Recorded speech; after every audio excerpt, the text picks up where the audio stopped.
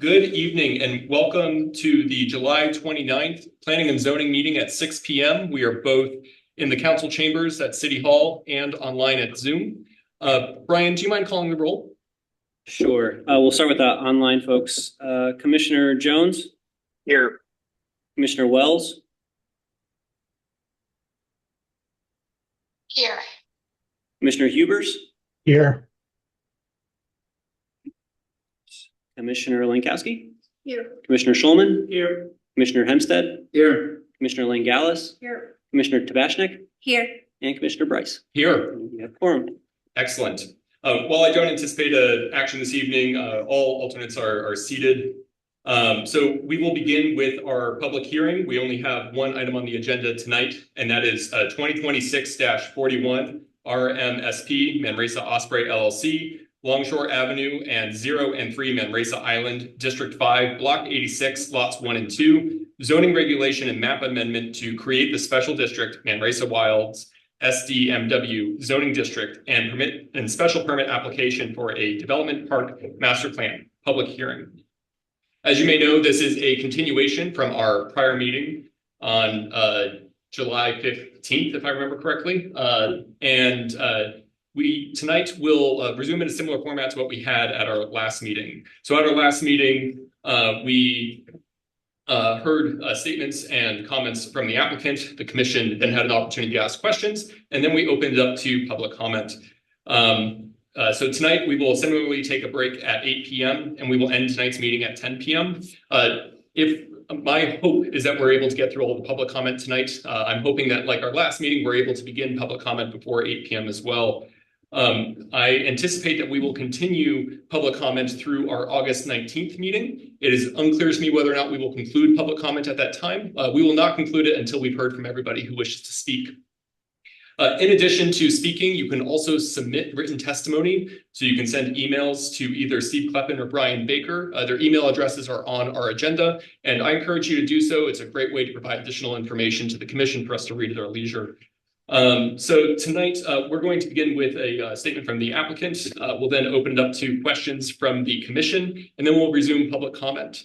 I just want to highlight that the reason for this ordering is to ensure that everybody who wishes to comment tonight has all the information in front of them and is able to make complete comments, and it's not that we're hearing from you and then asking applicant questions. That way, you've got all the information as you're making remarks this evening.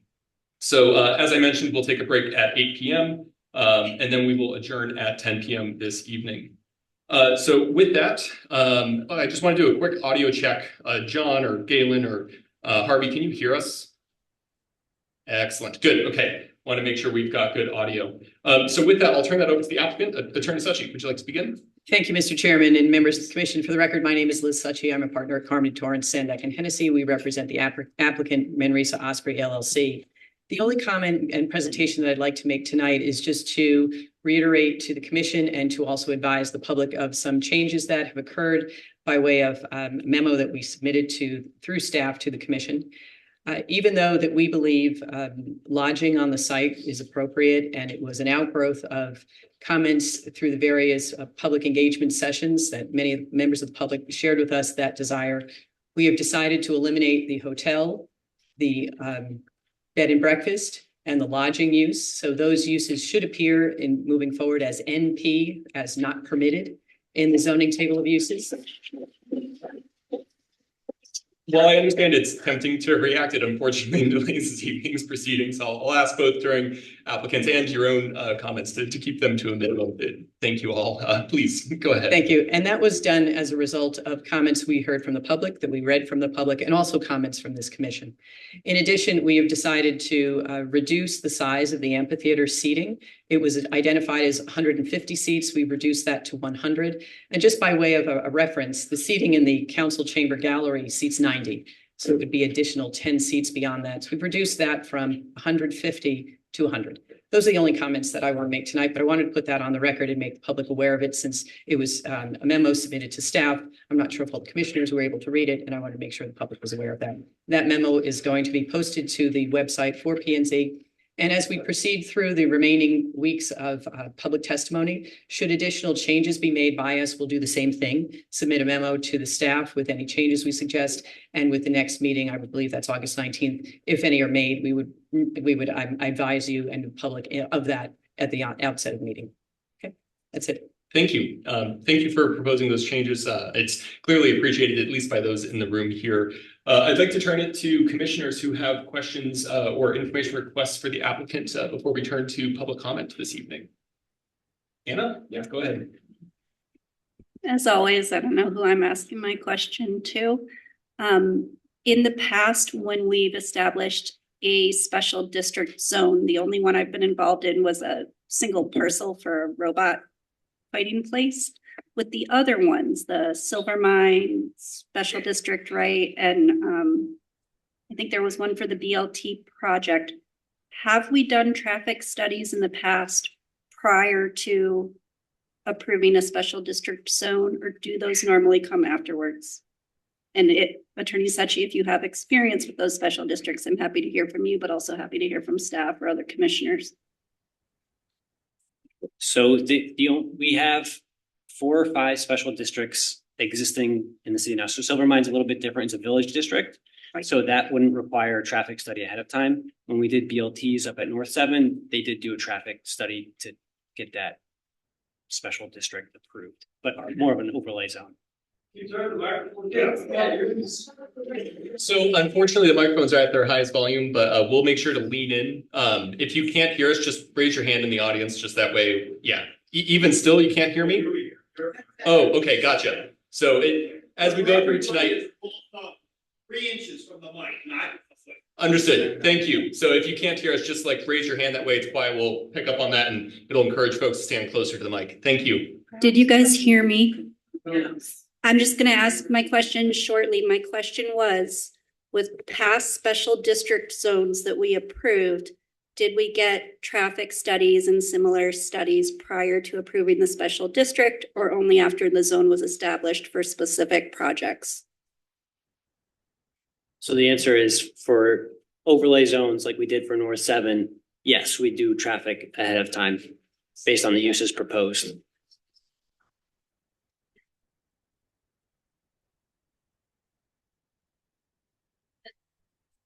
Are there additional questions? Go ahead, Tammy.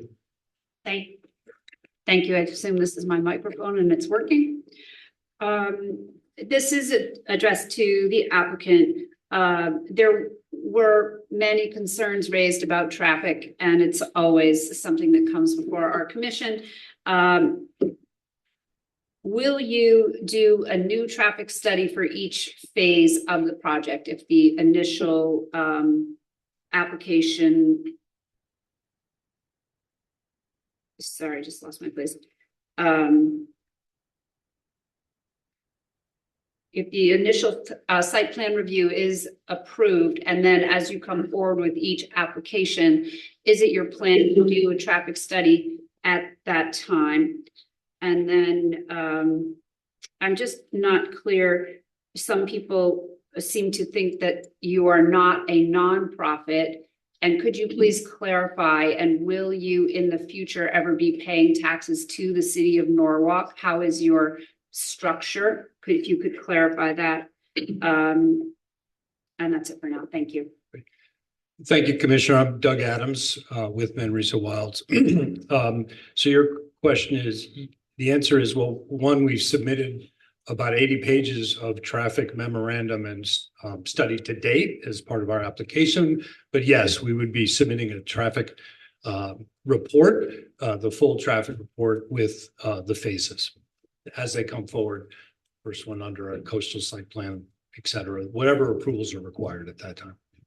And as the other one, just speak about nonprofit. Yeah. It is a nonprofit. We're getting a memo together because this was brought up at a previous meeting to give all the details and the specifics of that. I don't want to get into the legal of myself from here, but we'll get and submit to staff a memorandum on the ownership structure, et cetera. So, and I believe we have to date been paying taxes even though we're a nonprofit. Thank you. Before we continue on, just really quick, Steve or Brian, do you mind discussing briefly what you've proposed in your memo from July 7th about the phases of the master plan and the review language that you're suggesting? I don't know if Steve is on. I would defer to him. Okay, I see he's on, but muted. He might be away at the moment. I'll just highlight from my understanding of it, and this is to help address, I think your question, Tammy, is that each phase of the master plan is subject to special permit. And so my understanding from how this reads is that as they bring phases forward, they would need to submit a special permit that we would then review. And through that, we'd be looking at the traffic impact study for those particular uses for that phase to understand what it looks like. So we would have that oversight over each of those development phases. But I'll defer to Steve. He might be away at the moment, but I'm sure he can bring that up at a later meeting as well if he's unavailable. Yep. And hopefully that addresses some of the concerns some of the public has raised as well. Go ahead, Doug. Just as a piggyback on that, asking, will they be revising their current traffic based on the revisions that they submitted that we're not going to do this, we're not going to do that, we're not submitting this, we're not submitting that? Because it's a downstream cumulative effect.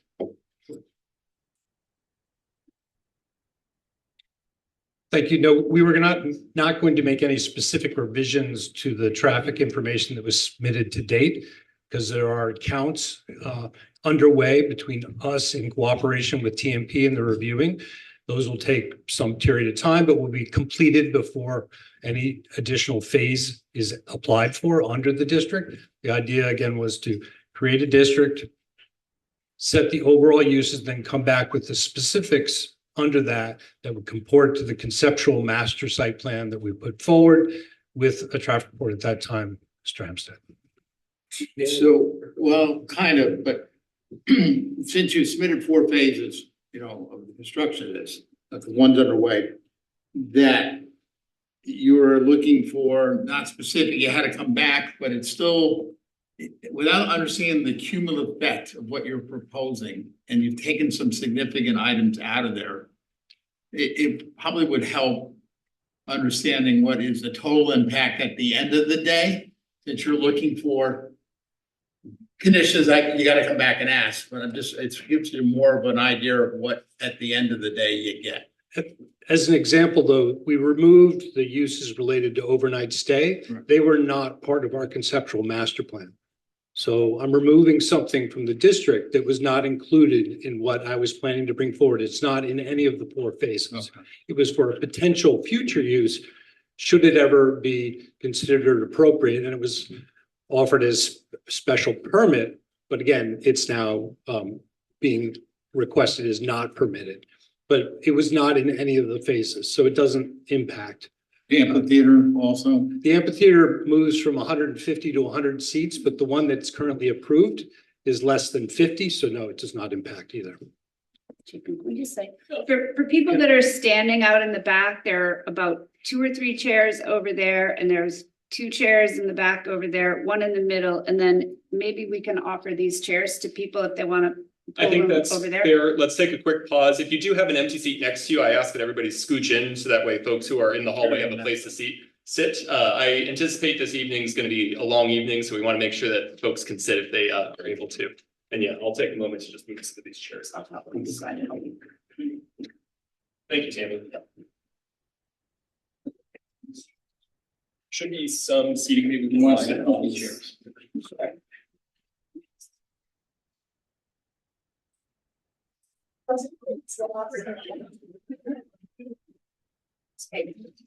Thank you. Oops, sorry.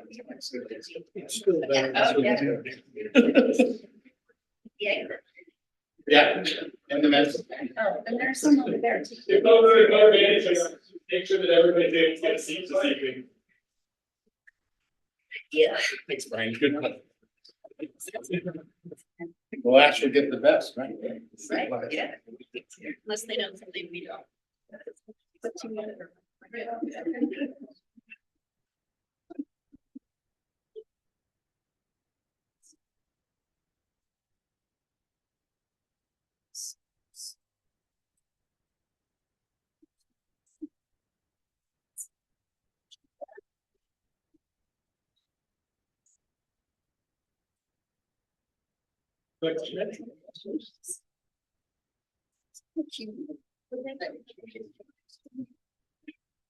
There are still a few seats available. They're just on the further side over here. Okay. Are there additional people in the hall, sir? No? Okay, good. Want to make sure everybody's got a spot to sit this evening. All right, let's bring it back to order. Are there any additional questions from commissioners? See online. All right. From the applicant, anything additional you wish to add this evening? Nothing else. Okay, nothing else. So with that, quite ahead of schedule, and I'm quite happy, we are going to move to public comment. So give me one moment while I pull up those notes. So now we'll move to the public participation portion of this evening. Everybody will have one opportunity to speak tonight.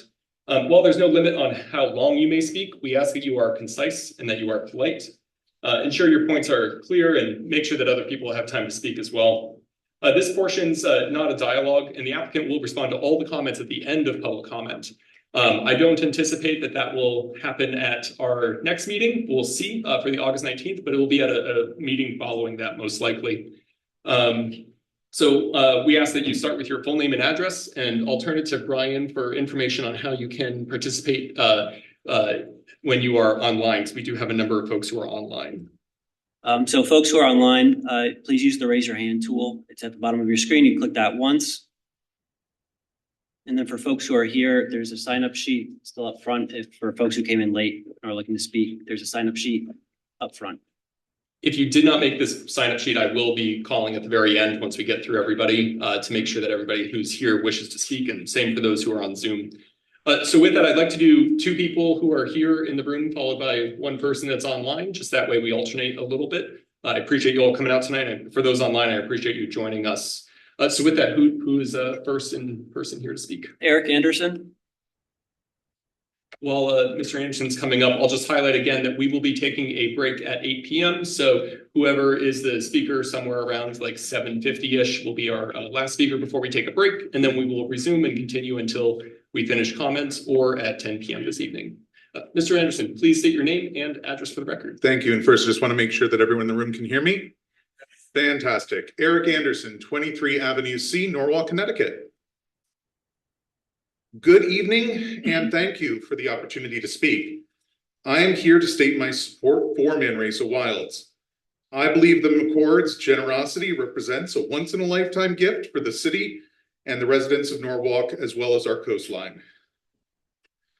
I also support approving and preserving its special district status. While I understand that nearby residents have genuine concerns about traffic, flooding, and neighborhood impacts, I think it's important that we direct those concerns where they belong. These are not new issues. For more than a decade, neighborhoods across Norwalk have raised the same concerns as major developments have been approved throughout the city, many of which were supported by some of those now opposing Manresa Wilds. The frustration many people feel today reflects years of inadequate planning, coordination, and enforcement, not simply this one project. I experience these problems every day. Cars are frequently parked illegally, blocking sight lines at intersections throughout Norwalk and creating unnecessary safety hazards, often with little or no enforcement. Rather than treating Manresa Wilds as the problem, we should see it as an opportunity. This project gives the city a chance to finally develop a comprehensive strategy for transportation, parking, transit, and flood mitigation that benefits not only this neighborhood, but all of Norwalk. Our waterfront deserves a broader vision, including better connection between downtown, the harbor, our parks, and waterfront destinations. The McCord should not be expected to solve decades of municipal challenges on their own. Their responsibility is to be a good partner, and from what I've seen, they have demonstrated a willingness to listen and work with the community, as proven here tonight. It is the city's responsibility to lead, coordinate, and address the infrastructure issues that have existed long before this proposal. If we decide that Norwalk cannot support this project, then we should be prepared to apply the same standard consistently to future development. But I believe there is a better plan, a better path forward. Work with Manresa Wilds. Address the legitimate concerns. Improve the infrastructure. And don't lose sight of the extraordinary opportunity before us. Nearly 80% of the property will remain open green space, with some more active uses concentrated at the southern tip of the island. The project may ultimately need to be phased or scaled to match what the city can support, but that should not cause us to abandon its long-term vision. Most importantly, let's not allow misinformation and misguided fear to derail a once-in-a-lifetime opportunity for Norwalk. We owe it to ourselves to evaluate this project on its merits, not on exaggerated claims or rhetoric. The questions raised by neighbors deserve honest answers, but fear should not drive public policy. 70 years ago, Norwalk passed on the opportunity to preserve Manresa Island. Let's not make another decision we'll regret decades from now. Let's work together to make this vision succeed for today's residents and for future generations. Thank you. Thank you.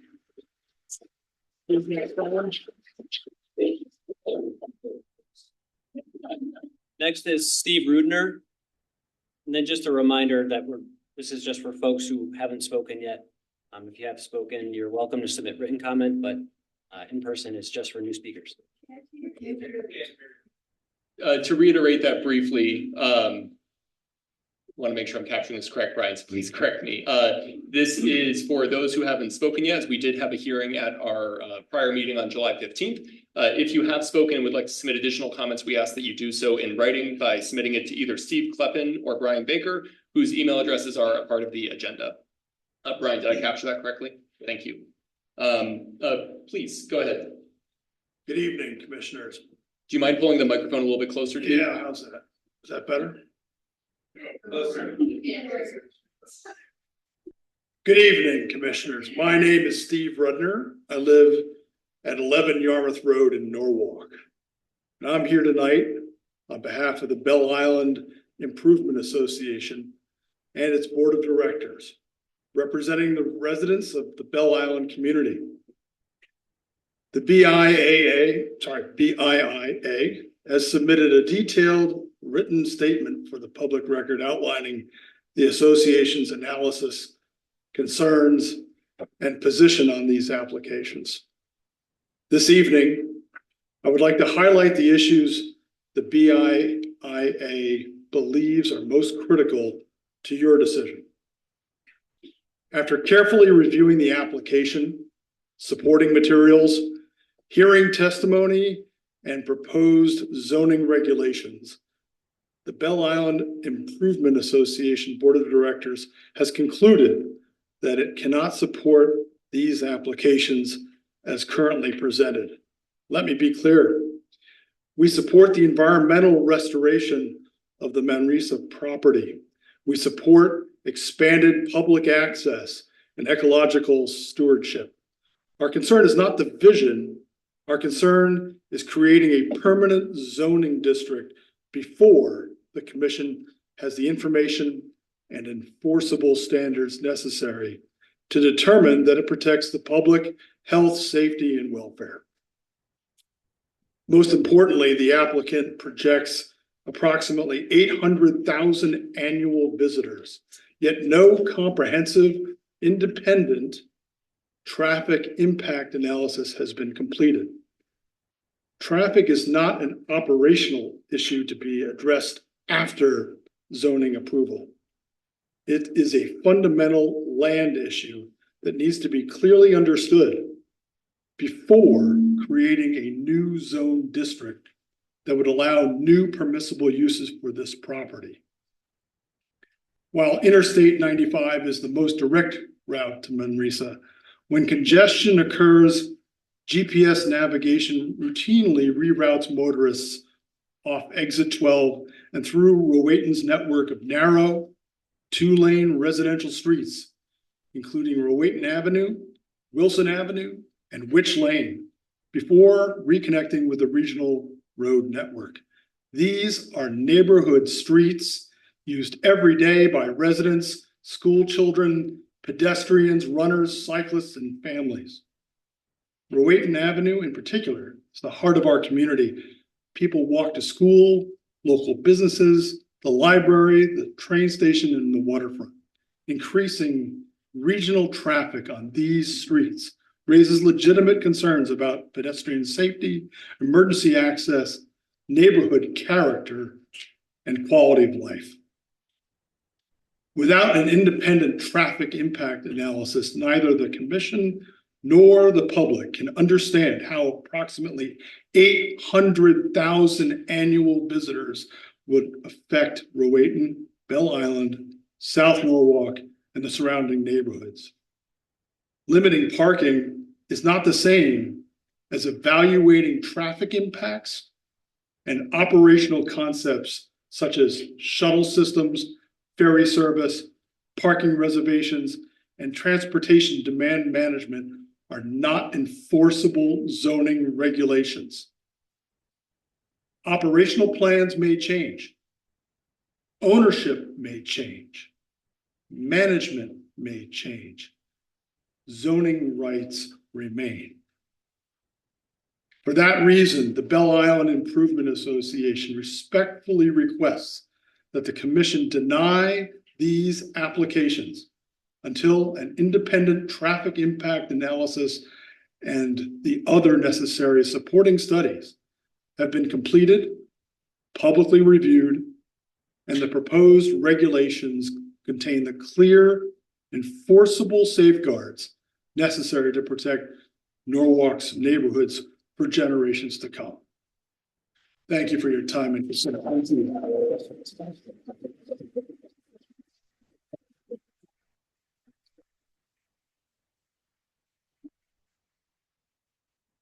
Folks, I do want to remind to hold off on the reactions. I know it's very, very tempting, but I do want to make sure everybody gets a chance to speak tonight. And I also don't want those who don't get the applause to feel terrible for coming out. Everybody's comment really, really matters. So I'd ask that we withhold the reactions this evening. Thank you.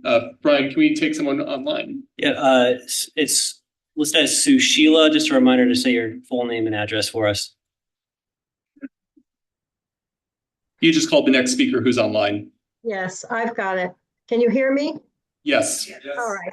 My name is Sushila Gillis. I live at 35 Split Rock Road in South Norwalk in the Village Creek community. I'm going to change a little bit of what I was going to say because I'm still very confused, even though the question was raised about who actually owns Manresa. When I Google it, and granted Google can be wrong, it says Manresa Osprey LLC is a for-profit limited liability company, though it owns the property utilized for the Manresa Wilds Community Park project, which is driven by its subsidiary nonprofit entity, Manresa Island Corporation. This suggests to me that Manresa Osprey is a for-profit company, and they're the ones that own the island. If I'm wrong, I hope I'll be corrected. I strongly request that the commission either deny the application, allowing the normal process of vetting and approving to take place, or restrict each element of the plan until independent studies can be completed and shared with the public. It doesn't make sense to me to approve or oppose anything before having sufficient information to make a decision. We have many different opinions and points of view. However, I believe we are all united in wanting Manresa Island to be developed in a way that preserves the environment and benefits the Norwalk community, while respecting the concerns and needs of local communities and Norwalk in general. As a longtime resident of Norwalk since 1973, and having lived with the site of that big, not so beautiful blue power station structure for decades, I certainly feel this way. However, as many have pointed out, the impact of some of the proposed development potentially has citywide and even regional impact. I attended the July 15th meeting by Zoom, And it seemed to me that we were all trying to come up with solutions before really studying the perceived problems, putting the cart before the horse.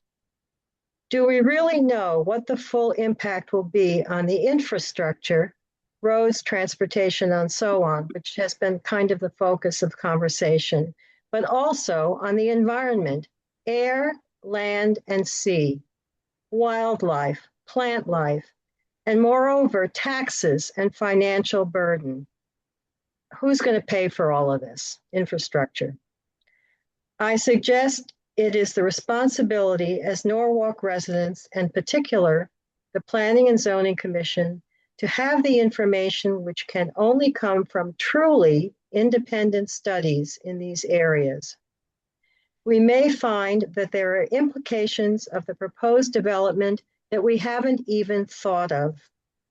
Therefore, I urge the Commission to require such studies before making a decision that can have a profound and long-lasting effect on Norwalk and beyond. Thank you. Thank you. Hold the applause. Let's go to the next. Lauren D. Bart, I knew I was gonna mess this up. D. Bartol, thank you. It's okay. When I graduated college, they gave up. Okay, I'm short, so you guys are gonna have to tell me if you can hear me, maybe? Yes, okay. No? All right. All right, if not, I'll just scream, it's fine. Hi, everyone. My name is Lauren DiBartolomeo. I live on 1 Millbrook Drive. I am a lifelong resident of the city of Norwalk. I love this city, which is why I felt compelled to come out and speak tonight. This is my first time ever speaking at something like this. I am here to voice my full support of the Manresa Wilds project. Opportunities like this come along once in a generation. For decades, Manresa Island has been home to a defunct power plant and contaminated industrial land, cut off from the public. Today, we have the chance to transform it into something extraordinary, a world-class coastal park that restores the environment, reconnects people with our shoreline, and creates a lasting legacy for Norwalk and for all of Connecticut. Something like 80% of Connecticut's coastline is privately owned. The majority of the people who dissent to this project are among them. What makes this project even more remarkable is that it is being made possible through the generosity of donors who genuinely care about this city. One of those donors has lived in Norwalk for more than a decade, founded several businesses here, worked here for nearly 20 years, contributed to our local economy, and has demonstrated time and time again a real commitment to our community. This is an incredible gift, and I'm honestly humbled that Norwalk has been given this opportunity. I know there have been concerns raised about the traffic and conservation, and those concerns deserve to be heard. But I also encourage everyone to look closely at the vision and the extensive planning behind this project. The goal is conservation, habitat restoration, public access, and responsible stewardship of a site that has been inaccessible and environmentally damaged for generations. This is a true restoration effort by a trustworthy and reliable design firm. These are not only people who are going to do well for our community, they're going to preserve it. This moment also reminds me of a decision our city faced nearly 70 years ago. In 1957, Norwalk had the opportunity to make Manresa Island a public park. Instead, the city chose a power plant and the annual tax revenue it promised. That decision shaped the island for generations. Today, we have a rare chance to write a different ending to this story. I hope we don't let fear of change outweigh the tremendous benefits of this project. Let's choose a legacy that our future generations will be proud of. Let's reclaim our coastline, protect our natural resources, and create a destination that puts Norwalk on the map for all the right reasons. I urge the city to continue supporting Manresa Wilds project. Future generations will look back on this moment and be grateful that we made the right choice. Thank you. Thank you. Lauren Murray. I'll note for the record that Commissioner JJ Byron has joined us at 6:37. JJ. Please go ahead and state your name and address. My name is Lauren Murray. I live at 1 Yarmouth Road. I'm relatively new to Norwalk, unlike most of the people here. I've been here for slightly longer than a year. I've been here for less than a year. I'm new to Norwalk. Before moving here, I spent 40 years in Washington, D.C. metropolitan area. During those decades, I watched community after community approve projects that looked reasonable on their own, only to discover years later that the cumulative impacts fundamentally changed traffic patterns, neighborhoods, and the quality of life. The lesson I learned is simple. The hardest part of planning isn't evaluating what we know today. It's anticipating the unintended consequences we won't recognize until years from now. Norwalk has already lived through one unintended consequence. When the Manresa power plant was built, no one imagined the environmental and community impacts that would follow for generations. Today, we have an opportunity to restore that site. I support that vision. But restoring the land and creating a zoning district that governs it forever are two different decisions. My concern isn't the park. My concern is creating what the applicant repeatedly calls a regional destination. Those two words matter. A regional destination isn't simply a neighborhood park. It isn't simply for Norwalk. It's a place intentionally designed to attract people from well beyond the area. If that's the vision, then shouldn't we fully understand how that changes transportation throughout the entire city? As someone still learning Norwalk, I use GPS almost every day. One thing became obvious very quickly. When traffic backs up, people don't disappear. GPS simply finds another route. Neighborhood streets become regional roads. I watched that happen throughout Washington, not because anyone intended it, but because no one fully understood how thousands of individual navigation apps would change traffic patterns. Today, every one of us carries that technology in our pockets. So my question isn't whether traffic can enter and leave Manresa. My question is much larger. Has the commission been provided enough information to understand what creating a regional destination means for the entire transportation network of Norwalk? And not just the streets immediately surrounding the property. Recent storms show us how fragile the network really is. Roads flooded, intersections closed, traffic spread across the neighborhoods all throughout the city. Now imagine another major regional destination in that same system. That deserves careful study, because zoning doesn't last for today's owners, it lasts for future owners, for future commissions, and for future residents who have no choice in the room tonight. History teaches us that good intentions alone are not enough. The environmental vision deserves our support. The zoning deserves the same level of scrutiny. I want to clarify a comment made by the applicant in response to the commission's inquiry on a traffic report. A report is not a traffic study. If the applicant is asking this commission to create permanent zoning for what it repeatedly describes as a regional destination expected to attract hundreds of thousands of visitors each year, then I respectfully ask that you defer action until a comprehensive regional transportation study has been completed and independently reviewed. Once these development rights are granted, they will remain with the property long after today's applicant is gone. Please make sure this commission has all the information it needs before making the decision that will shape Norwalk for generations. Thank you. Thank you.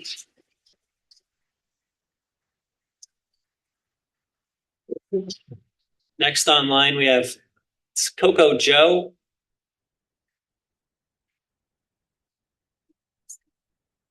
Hello, you can hear me? Yes, we can. Can you please state your name and address? Yes, my name is Chris Olden and I live at 2 Narragansett Avenue. And this evening I'm speaking in support of Manresa Wilds and the McCords. I've lived on the corner of Woodward Avenue and Narragansett Avenue for over 30 years, and I've experienced quite a few changes at Manresa Island over that time frame. I remember when CLMP owned it and they built osprey nests. They welcomed the neighbors like myself and my then preschool son to come and enjoy the property along the long driveway and look for birds. Then came NRG, and it became off limits to the neighborhood, and then, of course, the shutdown of the power plant itself. I think the return of the opening up of Manresa to all is a wonderful thing. I have been to every public meeting that the McCords have provided, voluntarily, I might add, including one specifically for my neighborhood of Harbor Shores.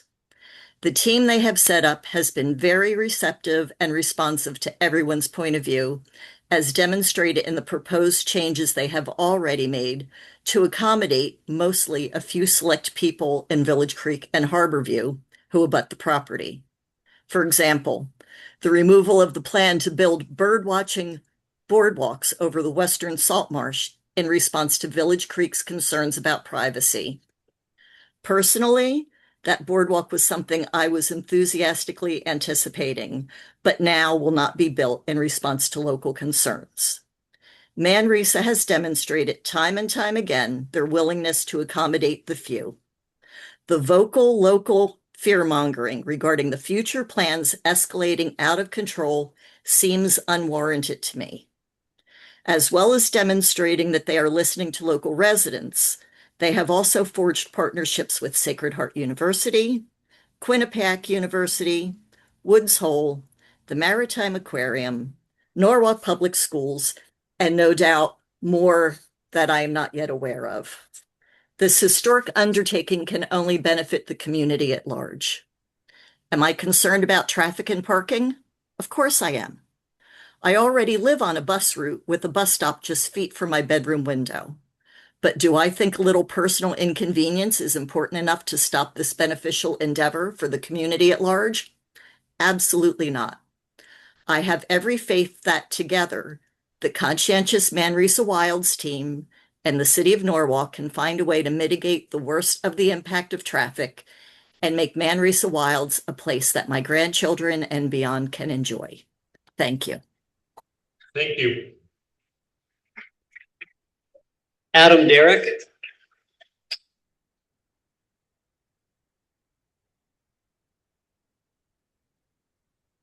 Good evening, commissioners. My name is Adam Derrick. I live at 21 Rocky Point Road. I want to start by saying that I'm wholeheartedly in favor of the extraordinary vision behind Manresa Wilds as a public park. The restoration of a contaminated property, creating public access, and preserving open space would all be wonderful benefits to our community. My intention speaking today is not to sideline the project. However, as the commissioners consider the application for the requested special district zoning amendment, I just want to raise the issue that the traffic considerations for the approved use adequately accounts for the cumulative effects of the extraordinary development occurring throughout Norwalk and the neighboring towns. Since the start of COVID in March of 2020, Norwalk has approved, completed, or begun construction on over 4,000 apartment units. That's an extraordinary amount for a town of our size, and it's one of the most significant multifamily building booms in Connecticut. This comes on top of our new Sono Mall, Wegmans, Target, and especially North 7. When the commission considered North 7, it required extensive traffic studies, independent peer review, design standards, and years of analysis before approving a new zoning framework. We respectfully ask that this proposal receives the same level of objective scrutiny, including an independent, important word, traffic study. The applicant tonight referenced their traffic study and cumulative regional transportation assessment before permanent zoning rights are granted. I have been a Norwalk resident for 14 years. Like many of you, I drive our roads every day and spend hours daily both commuting and with local daily life. Over the years, I've experienced traffic becoming more and more intense. It hasn't happened overnight. The extra hours it takes to get around accumulated gradually, and I adjusted to them one by one. There is the parable about a frog sitting in water that's heated 1 degree at a time.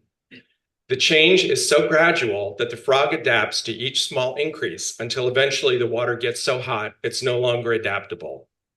As we know, I-95 congestion has ways pushing traffic onto local roads, including Route 136 through Rowayton, past Rowayton's elementary school, the new Sono School, and onto Woodward Avenue, which leads to Manresa. My concern is the possibility of this new SDMW zoning district, which gives developers the flexibility to add water park attractions, and now I'm glad to hear smaller 100-seat amphitheater for concerts or events, host other large events and restaurants. Any of these uses create a lot of additional traffic, and with some of them, large volumes of traffic at concentrated times of day. I believe we need to understand the cumulative traffic impact of our town's growth before we establish a permanent zoning framework for a project that is intended to become a regional destination. I'm not criticizing the applicant. I'm simply asking, before any traffic assumptions are relied upon to support a permanent zoning framework, the commission obtains an independent cumulative regional transportation assessment that looks not only at feeder roads, but looks at the system as a whole. The commission should pause long enough to answer one important question before making a permanent zoning decision. Not what traffic will Manresa generate, but what will the roads look and feel like when Manresa opens in the context of everything else that's already approved, under construction, or reasonably foreseeable throughout the region. If that assessment concludes that this network can accommodate this new level of growth, the commission, the applicant, and the public can move forward with greater confidence. If it identifies pressures or constraints that have not yet been fully recognized, those issues can still be addressed while decisions are being made, not after they become permanent. Thank you very much. Thank you. Samuel Lee.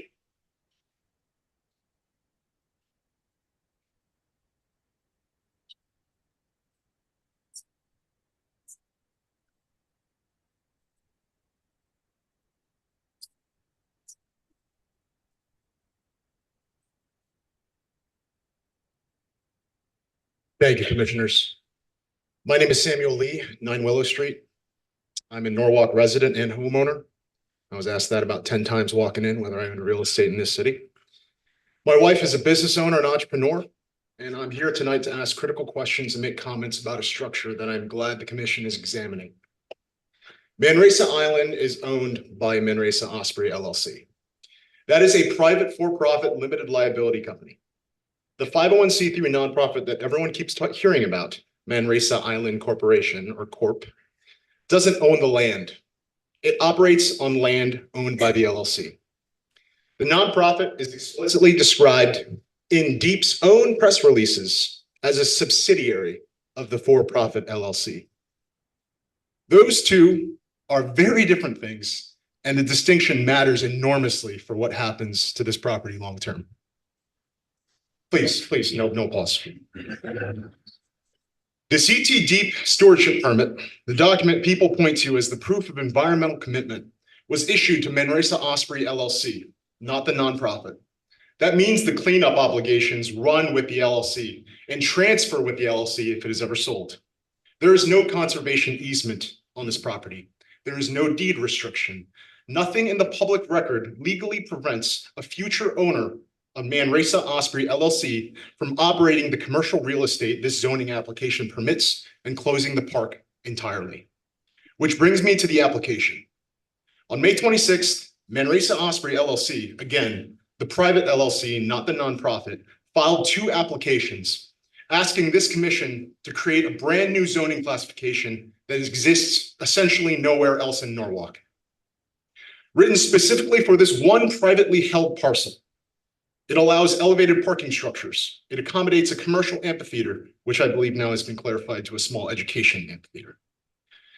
This commission is being asked to permanently encode commercial development rights into 120 acres of Long Island Sound waterfront for the benefit of a private LLC, with no legal public access guaranteed attached to the land itself. These commercial development rights value in the hundreds of millions of dollars on rights alone, not with the development included. Just the rights. There's also one more thing I'd like the commission to look into before making any significant decisions. Manresa Island, Manresa Osprey LLC's advisory team includes HRNA advisors. Last month, this same city presented a 200-page strategic harbor study to this same commission, co-authored by HRNA advisors. That study recommends public infrastructure investment at Manresa Island specifically. New moorings, water access, capital improvements estimated between $1.2 and $4.5 million. The firm advising the private landowner on how to develop the site is the same firm that wrote the city's own planning document recommending public money flow towards it. I'd like to know whether dual engagement was disclosed when HRNA was hired by the city, and whether anyone in this commission or city staff believes that constitutes a conflict of interest. But let's talk about the study. There's a lot of attention to the study. A question I'd like to ask is, where did we get to the study? How was it funded? In 2022, the Economic and Community Development Committee proposed using American Rescue Plan Act funds, COVID funds for those of you who aren't aware, arguing that the existing harbor management plan lacked, and I quote, a vision on how the harbor could be fully utilized for public use or as an economic engine for the city. This was argued by none other than the city of Norwalk's own former chief of community and economic development, overseeing this commission's very department, along with planning and zoning, building and code enforcement, and building and tourism. That is the current executive director of Manresa Island Corp., who spent 5 years in the role before leaving city government in September 2024. Only 4 months after the contract with HRNA was approved and moved directly into the Manresa nonprofit the same month it was announced. Let me be clear. In her city role, the executive director of Manresa Island Corp. Was the official who championed and helped initiate the Norwalk Strategic Harbor Study, the 200-page planning document the city commissioned to guide the future of this harbor. I'd like to make the comment that HRNA is not a park design firm. Their own portfolio page describes their work as helping clients unlock the value of waterfront sites.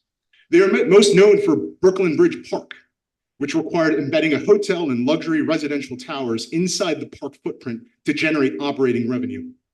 They advised Plaxel, a private industrial landowner in Long Island City, on how to extract maximum value for underused waterfront through rezoning and mixed-use redevelopment. Manresa is the next chapter of that exact playbook. I want to be fair. The Manresa Island Corp., Manresa Osprey LLC, may follow through on everything that they've promised. But this commission's job is not to take people at their word. It's to evaluate what the documents actually say. And what the documents say is a private LLC holds title to one of the most valuable waterfront parcels on Long Island Sound. That LLC is now asking for a custom zoning designation permitting all sorts of commercial uses. The cleanup obligation transfers with the LLC if it's ever sold. There is no conservation easement. The nonprofit has no independent governance on the public record, apart from being a subsidiary of the LLC itself. And not to mention, the city's own harbor planner has moved on to the LLC's own payroll. I'm asking you to condition any zoning approval on two things. One, a recorded conservation easement enforceable by a third party, such as the Norwalk Land Trust. Two, a formal conflict of interest disclosure from HRNA regarding their concurrent engagement with both the city and the private landowner. Without these protections, this commission is handing a private LLC a custom zoning designation worth potentially millions of dollars in appreciated land value, with nothing legally binding the public benefit to the land itself. Thank you for your time. Thank you.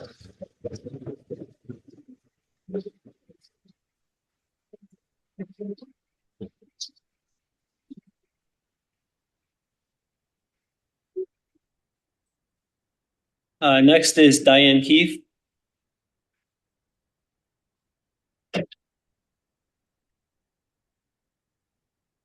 Thank you. I agree with the previous speaker, and I Ms. also Keefe, support. Yes. Do you mind stating your name and address for us, Yes. please? Sorry, Thank you. Diane Keefe, 249 Chestnut Hill Road, 35-year resident of Norwalk. Thank you. No problem. I support the project in terms of all the public park benefits that have been identified. My biggest concern, and I haven't read everything, but I did notice 792,000 trips per year. That comes out to 2,000 trips per day for 365 days a year. It doesn't sound like what's being proposed actually matches that kind of volume. But if that volume is generated, the planning without a full traffic study is inadequate. An independent study that takes into consideration the impacts on Norwalk residents. So I agree with the concerns that the consulting firm is trying to unlock as much flexibility for their client as possible, but I'm asking the P&Z commissioners to protect the residents. Also, I think that the whole plan was conceptualized before the Norwalk Mall went into foreclosure. And we're just at the very beginning of what that's going to mean. So given that this is supposedly going to be the largest public park owned by a private entity in the United States, it really behooves this commission to take its time and do a thorough forward-looking analysis of what can reasonably be asked of this entity to make this project the best fit for not only Norwalk but the regional people that will be attending these events. I do think that the charitable and educational purposes need to have independent governance, and that the vision needs to be a low impact vision. And I was surprised. I do applaud that they're going to have a green roof for the restroom facility, but I'm surprised that there's still no solar installation planned for the project. And I also understand that there are already 400 parking spaces left over from when it was a working power plant. And so what I think we do want to emphasize is that we want to discourage, the single driver in an automobile plan for people attending whatever they're going to be attending on this property. And that's why people keep on bringing up, mass transit scheduling in advance, and also the idea of a ferry. And I hope that the commission can look more comprehensively in terms of what might be possible, given that the mall is potentially going to be a lot more empty and it has huge parking already there. I'm sorry, my dog is barking in the background. But thank you very much for your time. And like I said, I'm encouraging to reject the special zone at this time and take it slower. Thank you. Thank you. Josh Blessy or Bleggy.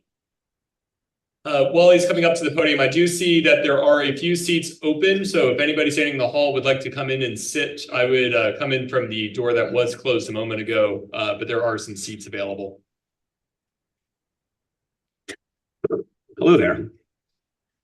Good evening, everyone. My name is Josh Bleggy from 1 Millbrook Drive, and I'm here tonight to strongly support the Man Race Wilds project.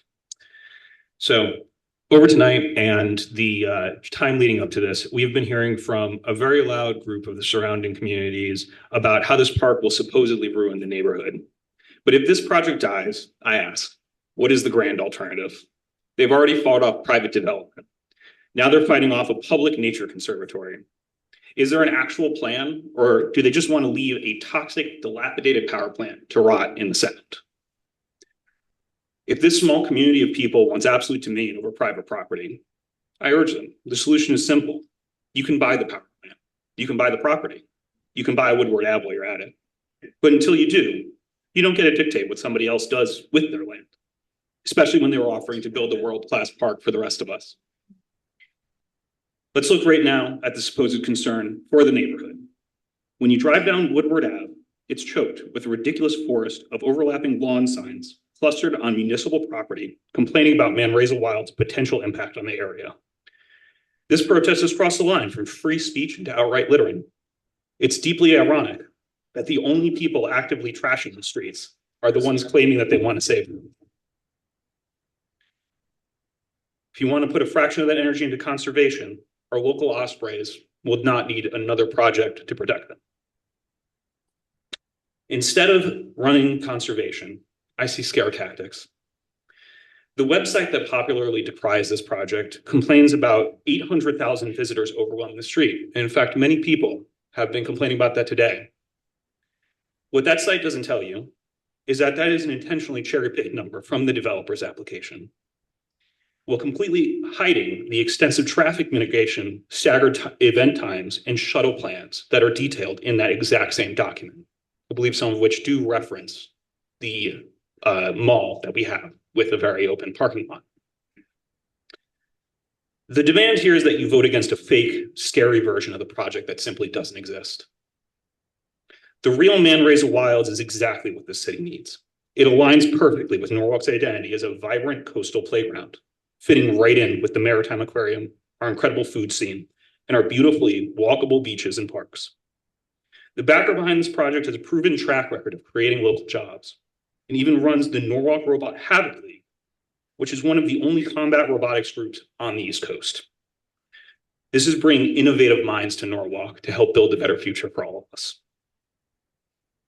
Commissioners, I urge you to stop catering to the loudest complainers who make up the facts, just to prove the case that they can't prove with what's actually true. Let's replace this decaying industrial eyesore with an ecological sanctuary that we can all actually enjoy.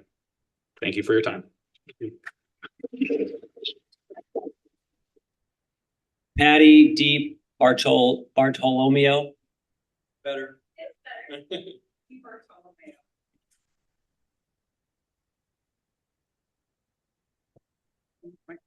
Sorry. Yep. And please pull down the microphone after you do. Okay. Thank you.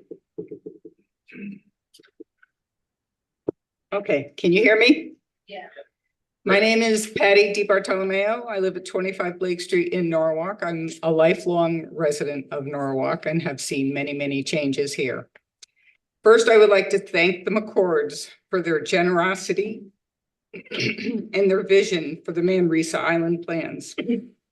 This is a once-in-a-lifetime opportunity to transform a former industrial site into a beautiful public park that restores our coastline, protects wildlife, and gives people of Norwalk access to a part of the shoreline that has been closed off for generations.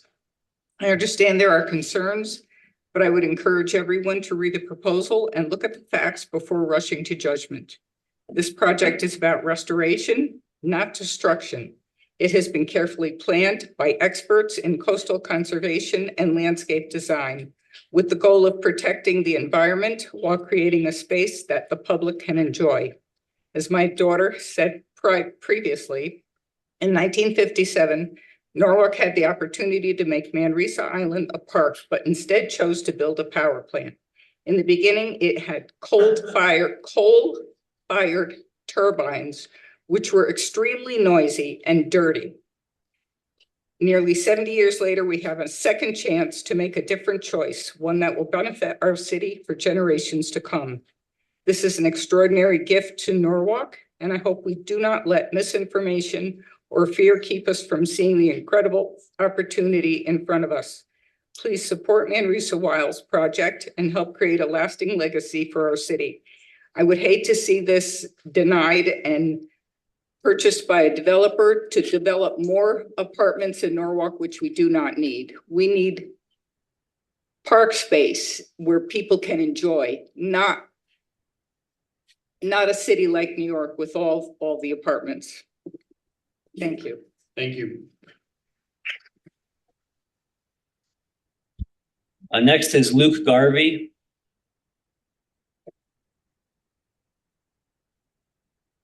Hi, my name is Luke Garvey. I live at 129 Perry Avenue in Norwalk.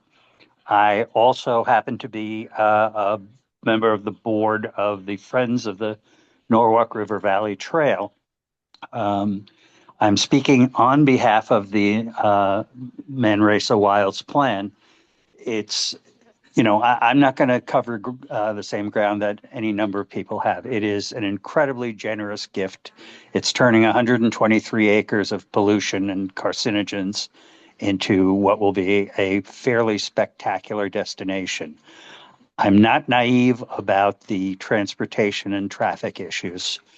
However, to weave the Norwalk River Valley Trail, we've been in conversation with Manresa to develop a spur from our trail that runs through Norwalk and up through Wilton and will terminate in Danbury.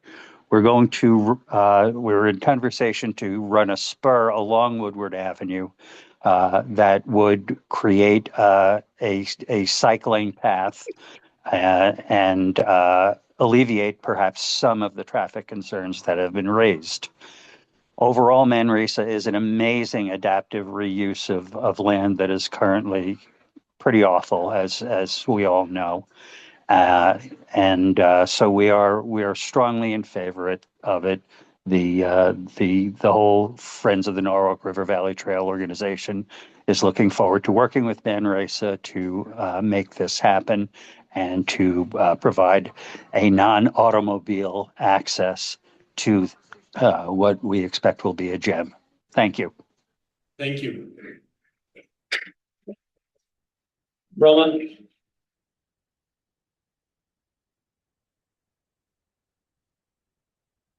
Good evening. I am Roma Stibravi, President of NGO Sustainability. I would like to point out firstly that the city of Norwalk has never held an open meeting. Excuse me, do you mind stating your address, please? Yes, 304 Silver Creek Lane. Thank you. Excuse me. Yep. Has never held an open meeting with questions and answers for the residents to inform us of what Manresa Wilds is all about and how it will affect us personally and the city. Rather, we have had a total of 4 sessions led by a McCord public relations landscape firm with no open discussion allowed.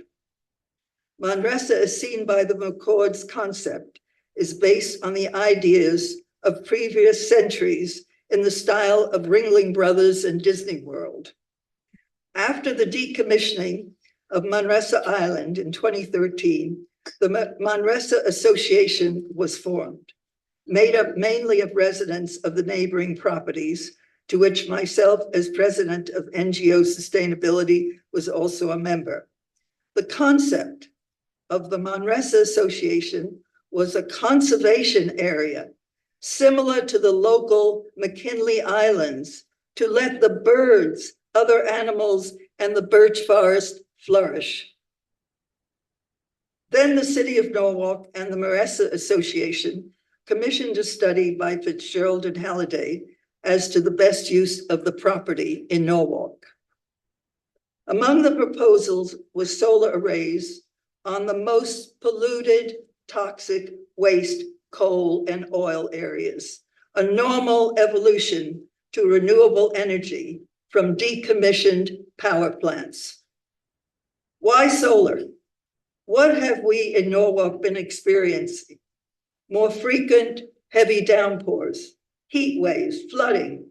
What has the state been experiencing in addition? Forest fires. What has the US been experiencing? All of the above, including tornadoes, more intensely.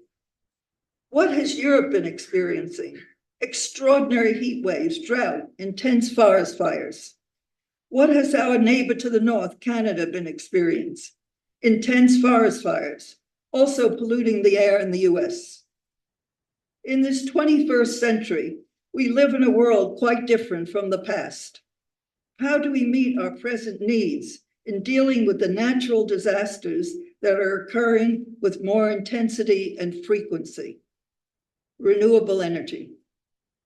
Yes, on Manresa, we can have nice walking paths, waterfront benches, tables, trees, leaving nature in peace. But we can also provide inexpensive, reliable solar energy, especially for low-income housing and all municipal buildings, saving many millions of dollars for the city each year. This renewable energy with battery storage will give us better air quality and help protect our planet from the devastation we are experiencing from climate change by the burning of fossil fuels. Pope Francis devoted 2 encyclicals to our responsibility for the protection of our planet. None of the proposals for this facilities on Manresa from Manresa Wilds are things we need. Actually, the research money would be better spent giving it to our underfunded educational institutions locally, including Save the Sound, the Maritime Centers and colleges statewide who have ongoing coastal research programs. We do not need entertainment, especially not in the polluted, ugly power station. The building is a blight on our coast and should be removed, especially because it will cost much too much money to remediate. All the crowds and cars foreseen would further pollute the air and destroy the quality of life for South Norwalk. Rather, what we need is a community garden so more residents can have a healthy gardening hobby and provide fresh food for their table. You know, we have 2 neighbors to the south and to the north who have dealt with similar situations. The 100-year-old Coscob coal-burning decommissioned power plant given to Greenwich by the state was turned into a beautiful walking paths and playing fields, never a word towards commercialization.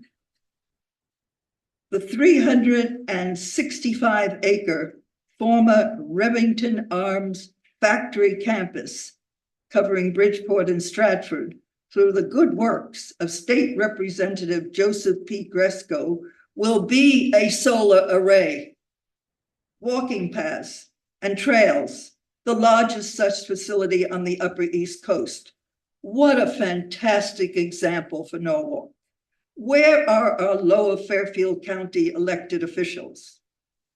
As true philanthropists, the McCords would not seek this money-making commercial venture.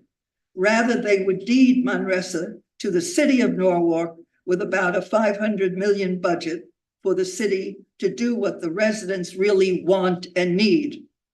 I bet you cheap energy and perhaps clean air would top the list. In addition, being dependent on the McCords to continue financing the Manresa operation could mean that one day Norwalk may be left with this significant financial burden. It should be noted that I have made suggestions to the executive director of Manresa Wilds and had an boarded appointment to see Austin McCord, made presentations at Democratic town committees, gave a written statement to BNC. So solar energy, community gardens, and elimination of the power station are not new thoughts. All was obvious from the onset.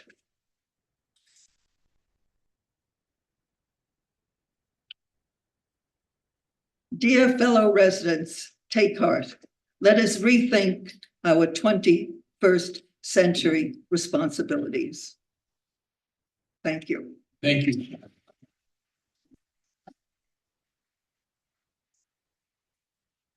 Pat Burns.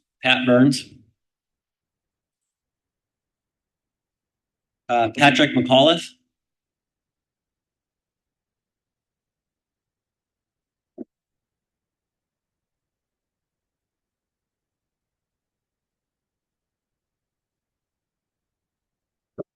Hi, everyone.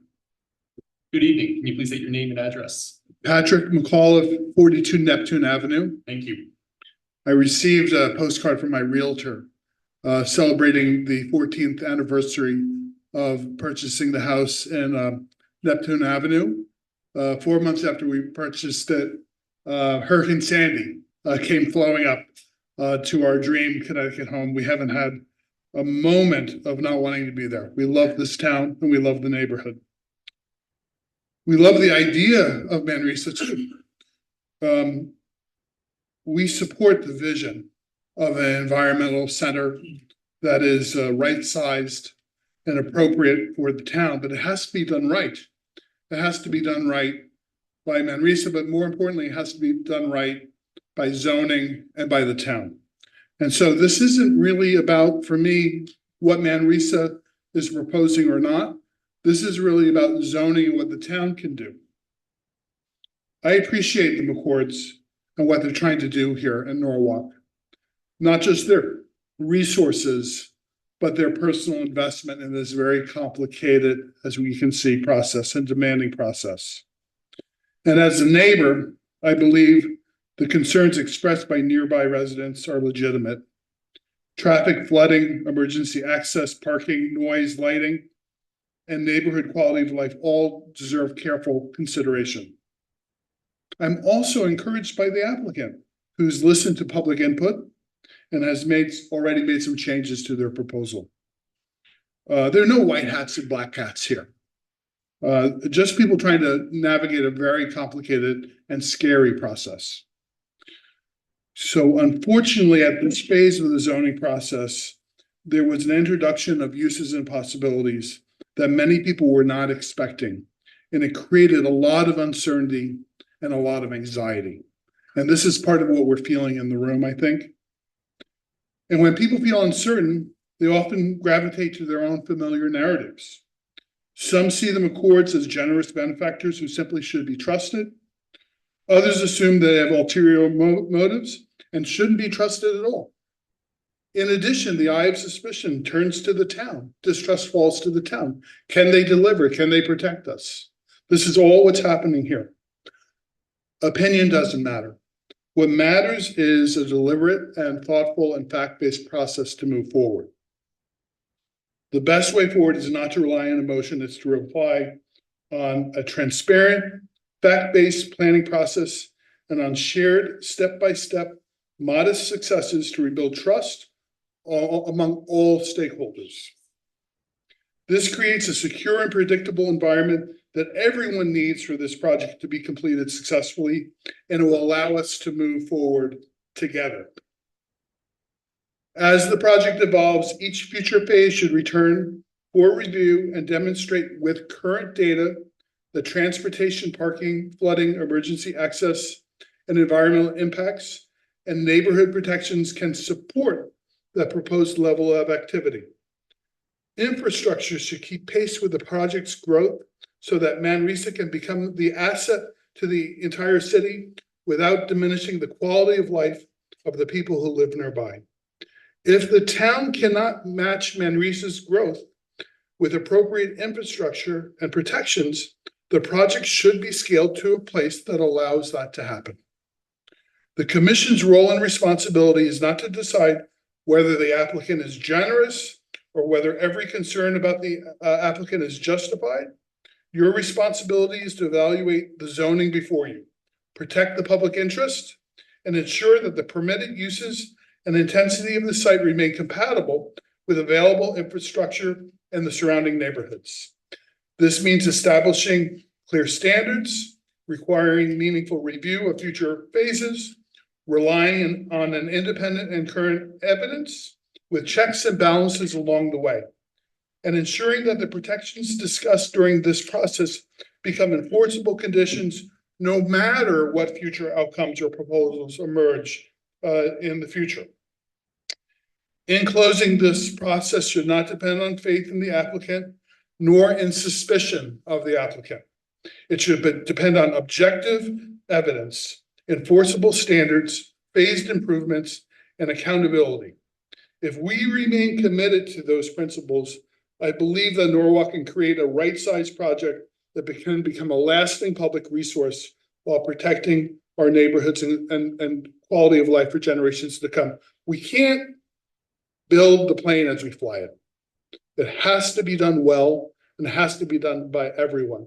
And it has to be done step by step. And then finally, personally, I think that there's a lot of emotion in the room and a lot of fear. But I think if we can all try as community members to see ourselves as stewards of the Manresa project, and if the McCords can see themselves as stewards of the surrounding neighborhoods, and if we can see that in each other, I think we'll have a much better chance of succeeding in this project. Thank you very much. Thank you.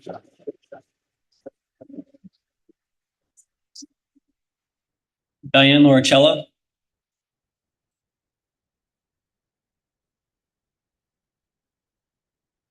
Good evening. Can you hear me? Yes, we can. Can you please state your name and address? Certainly. For the record, my name is Diane Loricella. I live on Gregory Boulevard in East Norwalk. First of all, I've lived in town for going on 44 years, can't believe it.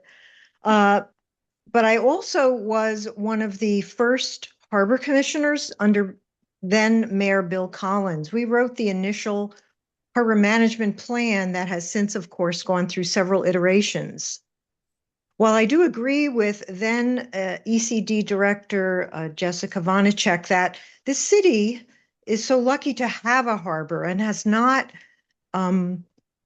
utilized that harbor in both economic ways, but also in its attempt to elevate it as a destination for marine as well as recreation. And so I'm very happy that the Harbor Management Commission has updated the plan. I do think, and one of the previous speakers did mention something about a possible conflict of interest. I'm very sad to hear that because the staff, the Corporation Council, the City Council, others take ethics training.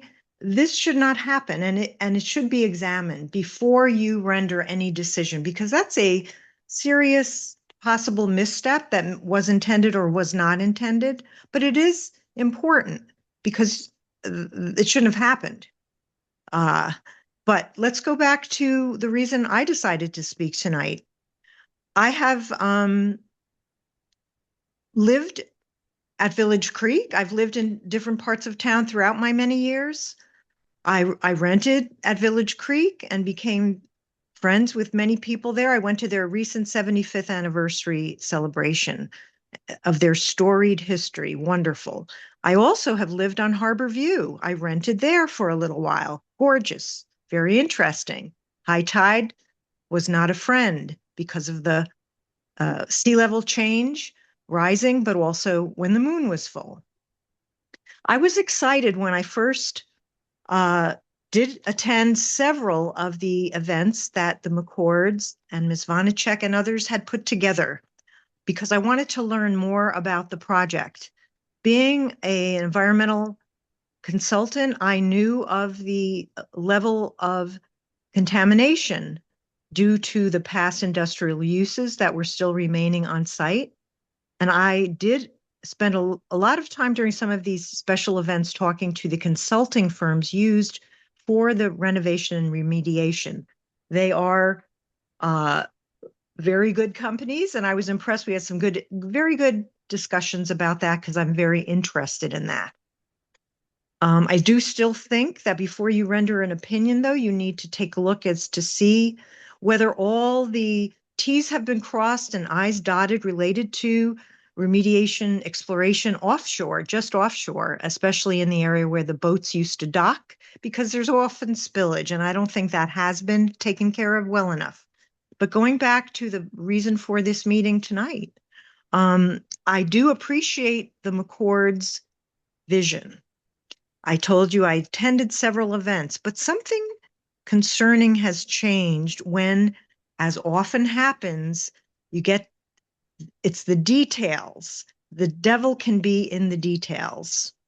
I just wanted to say, to shorten my talk tonight, my testimony, I agree with David Lindsay.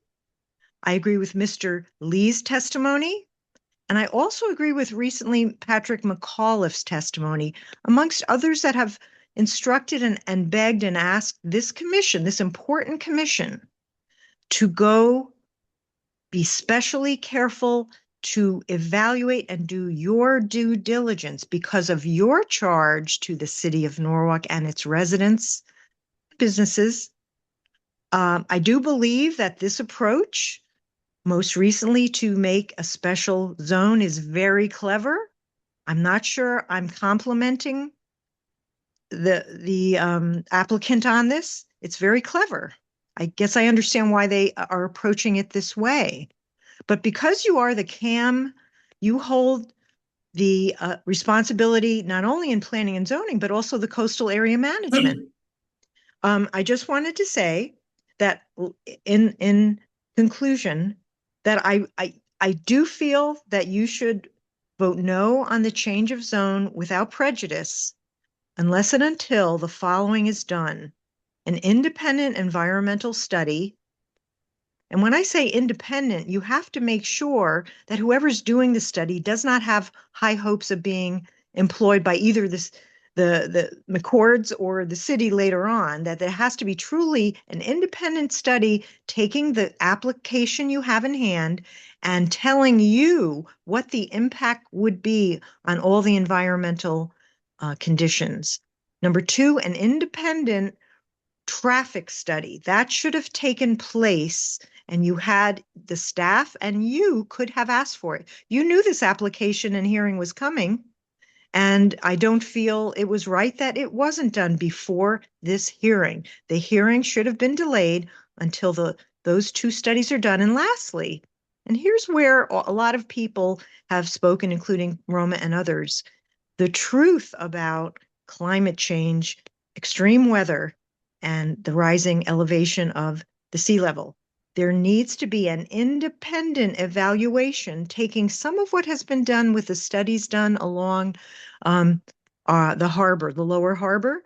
But let's take a look at whether or not this, and I'm really kind of surprised that the applicant has, I think they know more than they're telling us, because there has been inundation of this site by Sandy and the road leading to their site in the past. So I do think there needs to be an independent flood evaluation. So again, I agree with David Lindsay talking about the park, but I do think it's your role to do your due diligence.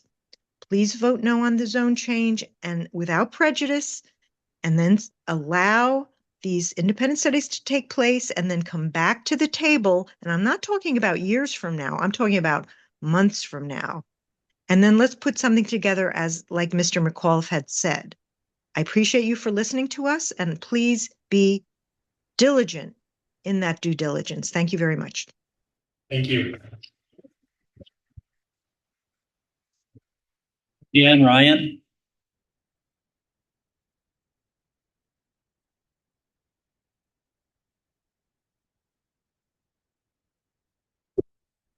Good evening. My name's Dan Ryan. I live at 23 Sable Street, about 2 blocks away from Manresa Island. Thank you for having us here again, and thank you for your time and dedication to this process. I also want to publicly acknowledge and thank the McCords and the Manresa Wild teams for their professionalism they have exhibited throughout this process. Over the past year, I have had numerous respectful and pleasant conversations with Austin McCord and with Jess Monashak and their team. So to a certain extent, it pains me to be up here having fundamental and consequential differences of opinion with them. I am against the current application, but I am in favor of what I and a lot of my neighbors originally understood Manresa Wilds was going to be. Certainly, we all support cleanup of the site and appreciate the tremendous amount of money the McCords have dedicated to this. And I think everyone supports improved access to Long Island Sound for Norwalkers, the creation of walking trails in the northern forest, and the education and conservation components of the park. I'm not here as a NIMBY advocate. I'd love to have all of those things in my backyard. But a regional destination, open and free to all, should not be in anyone's backyard and should be dead on arrival before this commission. The primary beneficiaries of the development of Manresa Island should be the citizens of Norwalk, who will bear the financial expense and other burdens regardless of how it is ultimately developed. It will never be appropriate to build a hotel, and apparently that's recognized, or a restaurant, or a brew pub, a parking garage, or venue for large events or amplified music at this environmentally fragile site. And I'm sure Woods Hole and Sacred Heart University are not asking for them.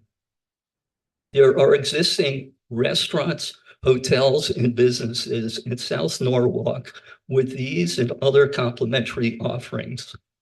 Why deliberately create a new zone to compete with these businesses located a mile or two away? Why should Manresa Wilds be developed as a self-contained, one-stop drive-in destination that provides little, if any, benefit to existing businesses in Norwalk?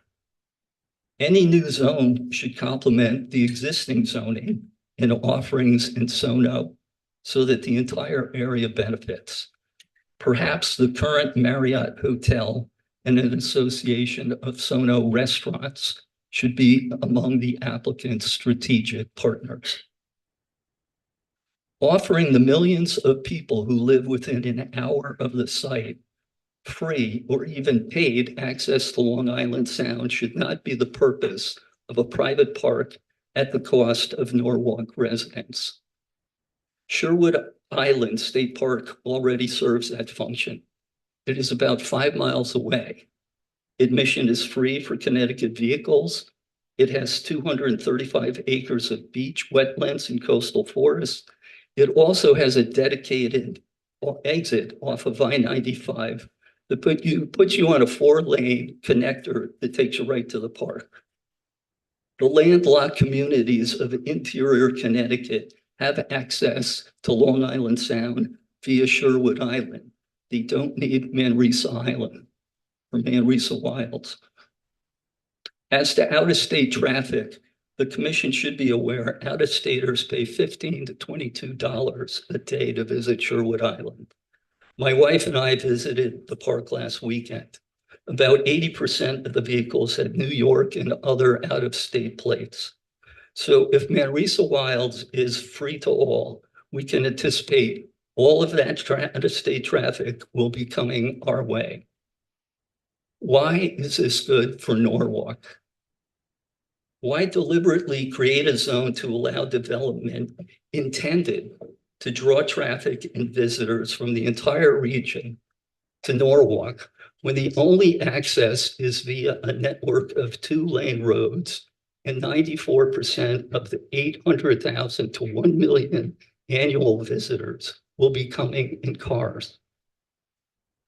Please keep in mind that this application is for a special permit. As the commission is no doubt aware, there are requirements in the zoning regulations that must be met to grant a special permit. This application fails to meet those requirements in numerous respects, which Kevin Hobson did an excellent job of summarizing at the July 15th meeting. The reason I said earlier that this application should be dead on arrival is because the zoning regulations require you to find that the proposed development will not adversely affect other property in the area in which it is located. The other property in the area is all residential. The Harbor View residences to the east, Village Creek residences to the west, Harbor Shores residences to the north, and Long Island Sound to the south. Although they don't have a traffic impact study, given the astounding amount of traffic the applicant's own traffic strategy memorandum anticipates, I don't see how the commission can possibly find there won't be an adverse effect to other properties in the area. Their consultant's conclusion is there will be close to 900,000 visitors to Manresa Island each year, and 94% will be arriving by vehicle. On summer Saturdays, Manresa Wilds will draw more than 5,600 vehicle trips. On summer Sundays, close to 5,200 vehicle trips, almost 11,000 vehicle trips each summer weekend. Each vehicle will eventually be funneled onto Woodward and Longshore Avenues, the 2-lane residential roads feeding into them. If you have not been down to the site, I urge you, please drive down there and see what you're dealing with. There is no other access to Manresa Island other than Woodward and Longshore Avenues. These two-lane roads are the only access for hundreds of homes on Baxter Drive, Neptune Avenue, Naramaki, Burwell, Sable, Yost, Village Creek, and Harbor View. If you live in any of these neighborhoods, the only way to or from your home is via Woodward. Respectfully, how can the commission possibly find, as it is required to do, that the addition of thousands and thousands of cars on these two-lane roads won't adversely impact other property in these residential areas? Simply based on traffic considerations, the application should be denied. Please carefully consider that permitted uses allowed in any new zoning district will define South Norwalk for generations and long outlive the intentions of the current developer. Manresa Island will ultimately be developed by the current or next owner to the maximum extent zoning allows. That zone will stay in place regardless of who owns Manresa Island and will never be less than you allow. Although the commission can condition its approval of this application by attaching conditions, given all the problems with its overreach, I respectfully suggest the more appropriate course is to deny the application without prejudice and allow submission of a narrower, more detailed, and lower impact proposal that will be in harmony with the existing natural and neighborhood environment. Thank you. Thank you.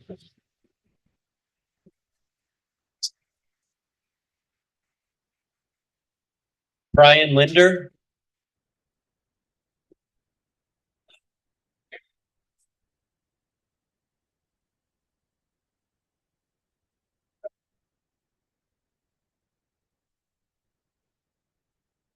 Can you hear me?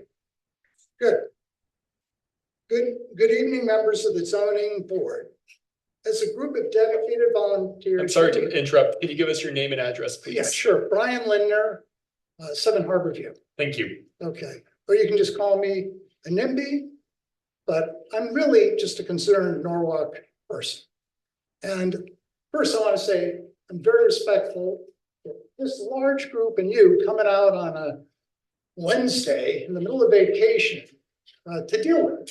I mean, because it's kind of an interesting period of time to be having such an important discussion in the middle of vacation.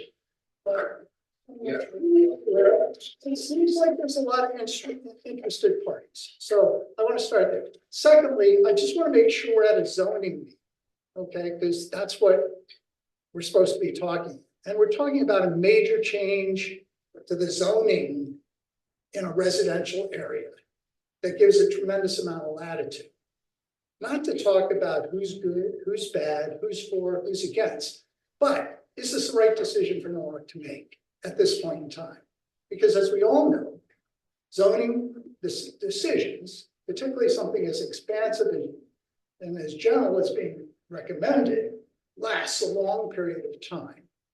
And if it's not really thought through carefully, we could make the same mistake of what sounded like was a pretty good idea to put a power plant in this vacant piece of property, because there was a lot of kind of information, but not a tremendous amount of due diligence. Sounded good at the time, maybe didn't listen to the people, but we're going through the same thing right now. And for me, I support a lot of what the boards are doing, but I also don't support hastily making a huge decision like this in the middle of July without the appropriate information.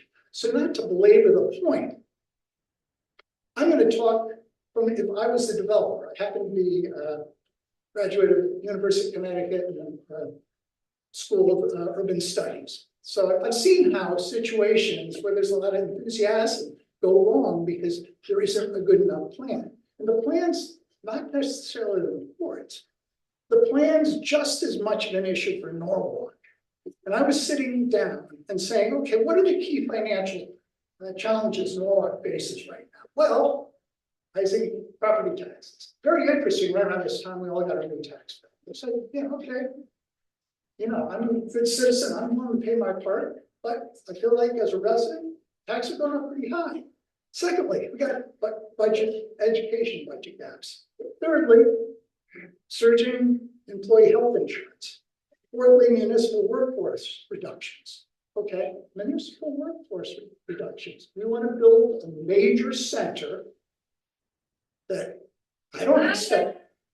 We're going to build a major center that I don't expect the boards to provide all of the services surrounding it. And then finally, the high cost of living and the deteriorating infrastructure.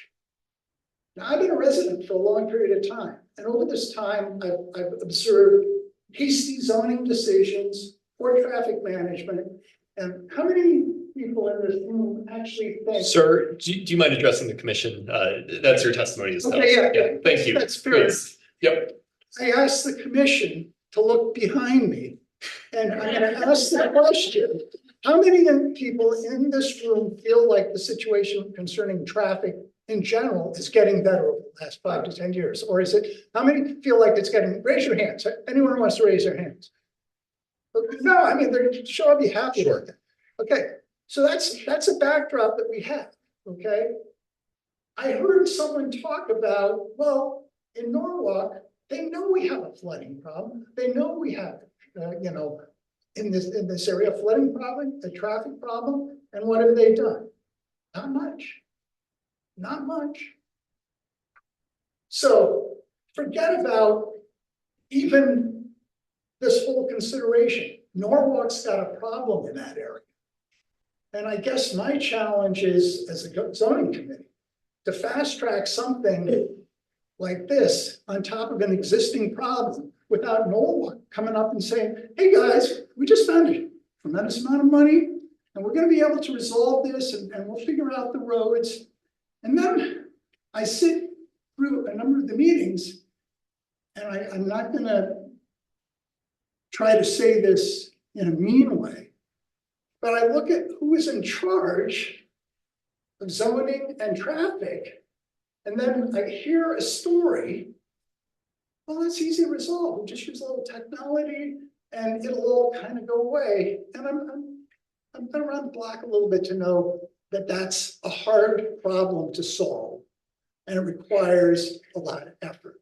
So I want to just kind of close in thanking you for doing your jobs. This is a due diligent exercise. This is not a voting situation. It's determining what's best for Norwalk over the next 20 years. Because I plan to live here another 20 years, and I think a lot of people behind me love Norwalk. And there's a place for what the McCords are doing, and there's a place for the Norwalk vision. We have to sort through that and come up with a solution that's a win-win for all. And right now, there's a lot of difference in opinions, but I don't believe it's a we-they thing. I think the core is we want a park, but we do not want to change our zoning situation to a commercial destination center. We can't afford to do that. We're not prepared for, we don't have the infrastructure. And unless Norwalk's going to say, well, you know, education's probably not that important. And you know what, you know, our rising healthcare, I don't think we have the money to do it. So I think smaller is a little bit better. And I'm kind of the belief, it's show me. If you can execute on phase 1 and not approve all these long-term things, I tell you, I'm a much better advocate for going to phase 2. I think we should approach it like that. So I'm sorry, you know, everyone said everything I was going to say, so I just decided to wing it. So I appreciate the time. Thank you.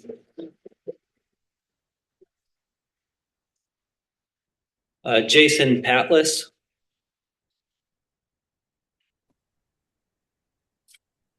Hi, good evening. I hope you all can hear me well enough.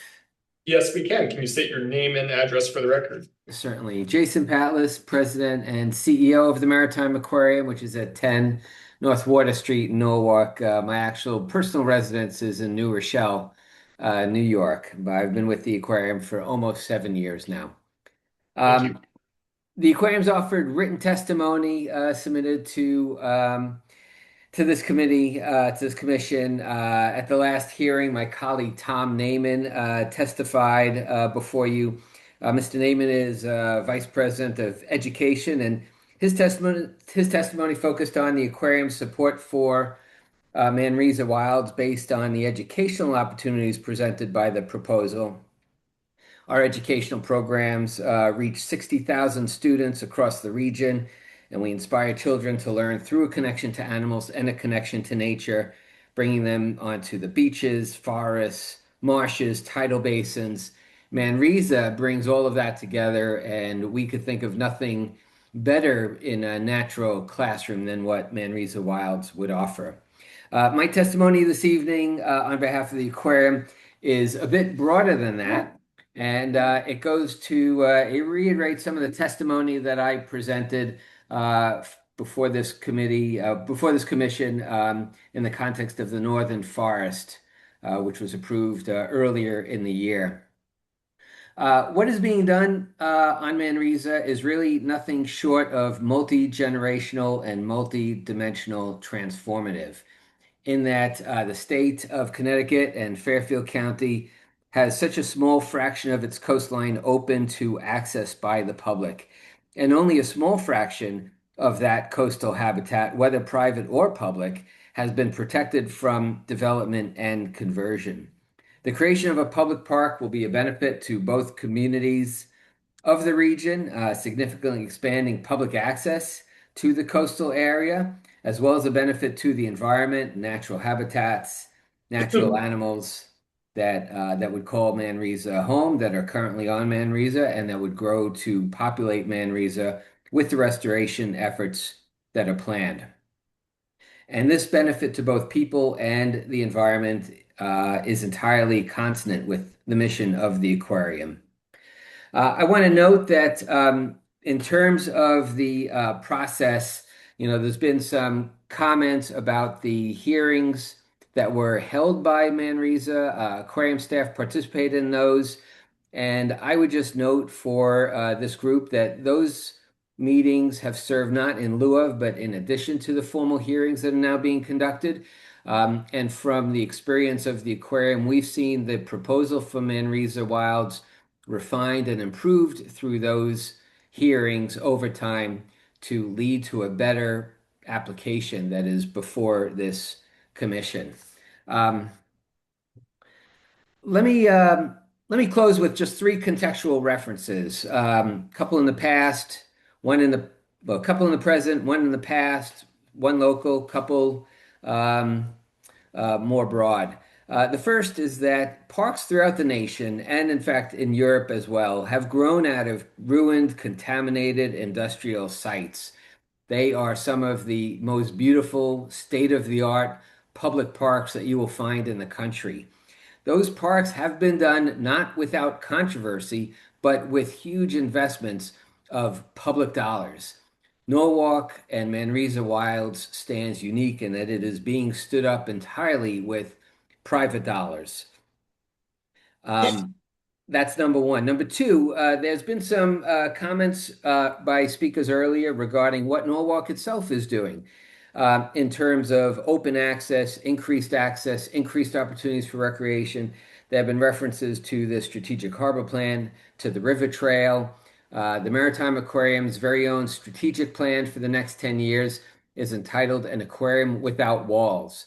All of these efforts by the city, by us, by other nonprofits, recognize the growing emphasis that the public has, the growing need that the public has for public access to the wild, to natural areas, to protected areas. And that is what is being offered by Manresa Wilds. And it's very consistent with the broader push and the broader emphasis that's being made here in Norwalk and throughout the region for greater opportunities for recreation and conservation. The third contextual reference with which I'll close is one more historical, and that is that I've been particularly gratified over these hearings to hear references, very positive references, to the Maritime Aquarium. Many folks still refer to us as the Maritime Center. And And I will just say it goes back to 1988 when the Maritime Center was first established by Mayor Collins. And as much as the aquarium is now loved by so many people and referenced here with such a positive light, back then in 1988, it was approved with tremendous controversy. The vote by the Common Council was 9-6, and these major commitments that are being made by the city on behalf of the citizens, on behalf of the public, are certainly not without controversy. But I would put the Maritime Aquarium almost 40 years later as an example of how the city can look beyond the immediate controversies, the immediate debates, and see the longer term benefits for the community, for the city. And with that, thank you very much for the opportunity to speak. Thank you. And we will have one more speaker before we take a break because it is 7:53. Ann Farrow. Ann Farrow.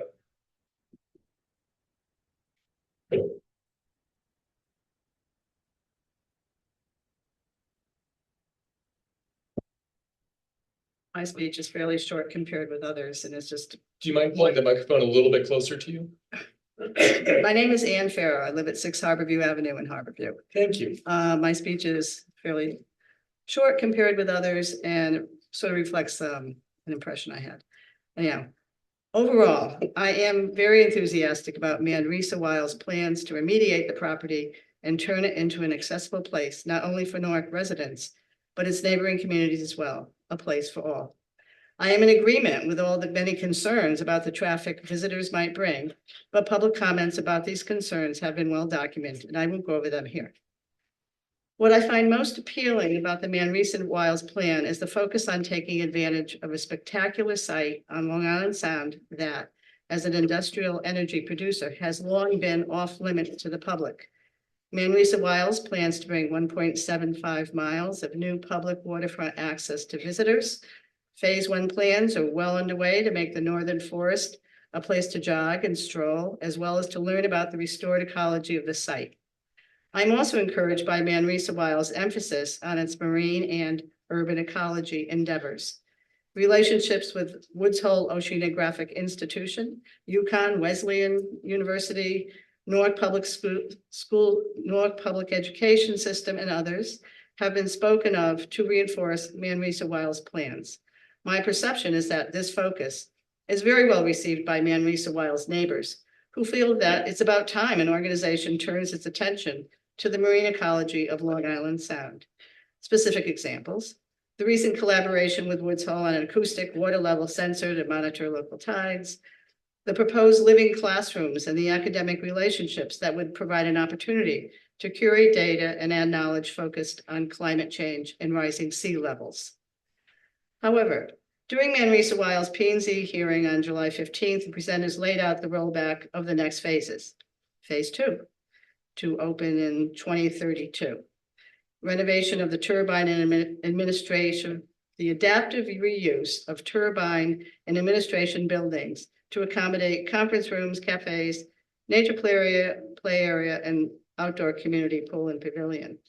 Phase 3, to open in late 2035. Waterfront berth and promenade, pier, kayak terrace, etc. Phase 4, no current timeline, but post 2035. The boiler building will accommodate a research and development facility and marine research. I was surprised by the lack of definitive plans to establish a robust research facility as an early priority. In fact, the boiler building will be sealed off from the turbine building for all the time until post 2035. Then I checked previous reports and found this timeline for the next phases to be consistent. So this isn't a one-off, it's a plan. I find this disappointing as a focus with the most appeal to most of us will not be fully happening for at least 10 years. And who knows what can happen over that 10-year span. Ownership can change and the best laid plans may not be fulfilled. For instance, the idea of having a hotel, this is dead now, but does not sit well with the public as it smacks of commercial intent. But having dormitory style accommodations for researchers seems appropriate to me if indeed phase 4 is carried out. If not, then I don't support on-site accommodations. As previous speakers have noted, the commissioners should take into account these possibilities that differ from the final plans presented by Manresa Wiles in February 2026. I encourage the commissioners to only grant approval to plans that pertain to an upcoming phase rather than the blanket special district designation, and to adopt regulations that have legal durability to weather any change of ownership or plans. In closing, I remain a proponent of what Manresa Wiles' current plans and look forward to the fulfillment of a site that allows visitors to enjoy and appreciate a remediated coastline and an ecological environment, and also as an organization that takes advantage of the opportunity to explore more hard science about Long Island Sound. It would be great to have the Austin and Allison McCord Long Island Sound Marine Institute as the jewel of the nonprofit Manresa Wiles and as a lasting legacy to the generosity and vision of the McCords. Thank you. Thank you.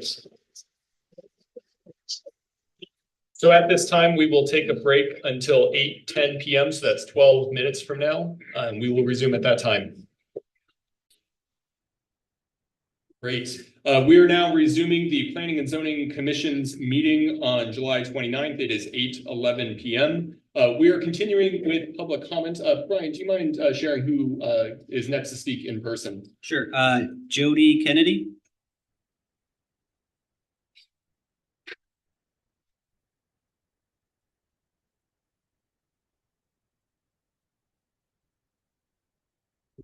Hello, everyone. Can you hear me? Yes, we can. Good. I'm Jody Kennedy. I live at 230 New Canaan Avenue in Norwalk. I am joining you today as my role as a teacher. Last July 15th, when we last met, there was one teacher from Norwalk who spoke, and I'm going to join her voice today because I want to represent and talk about the 11,500 students in Norwalk that I think are going to be so greatly benefited from Manresa, not just from the ideas that are starting to take shape now, but all of the developments that I foresee coming our way in the future for them. Right now on the books is an outdoor classroom. There is partnerships with the aquarium, with Woods Hole research labs.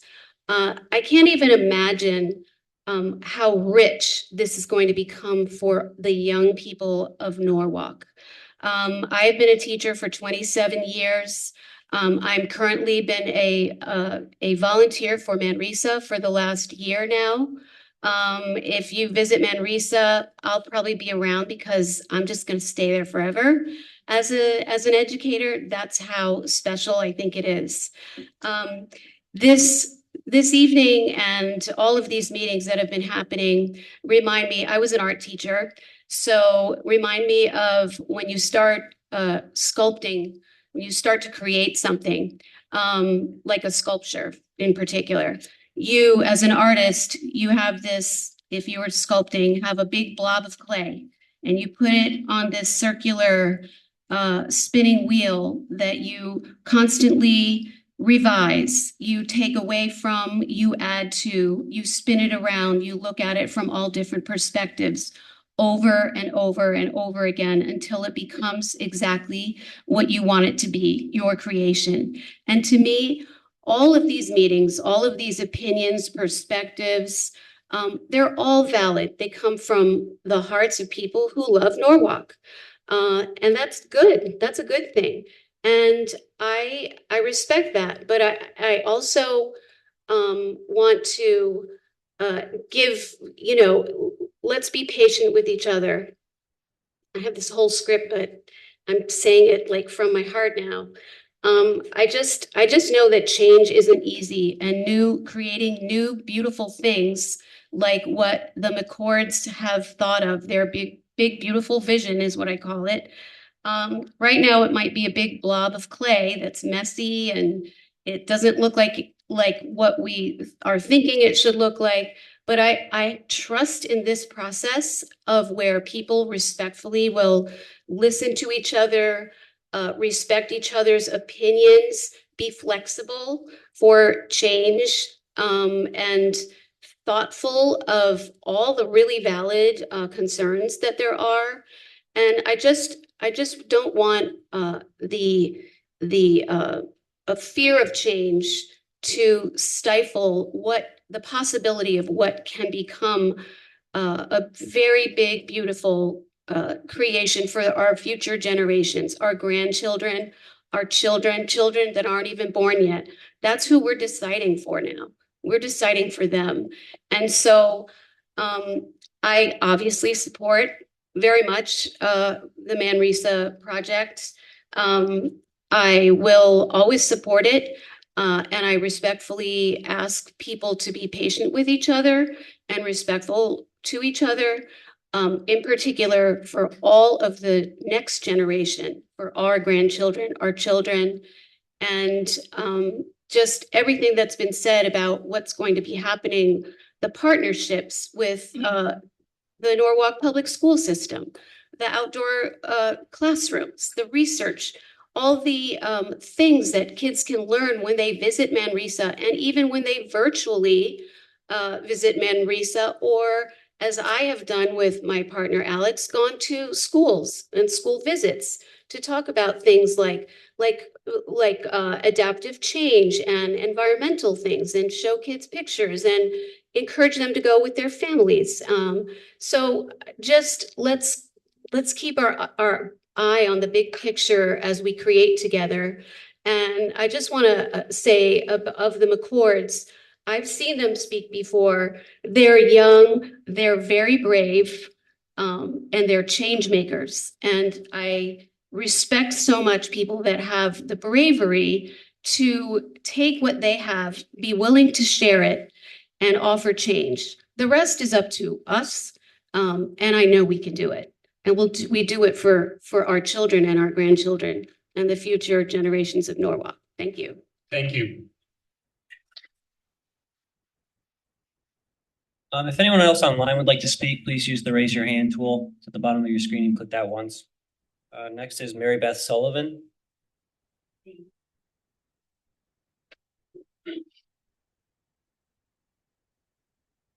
Okay, lucky you, I'm going to be brief, but my name is Mary Beth Sullivan. I live at 42 Harborview Ave, and I have for 35 years, and I drive by Manresa Wilds, I don't know, at least 4 times a day.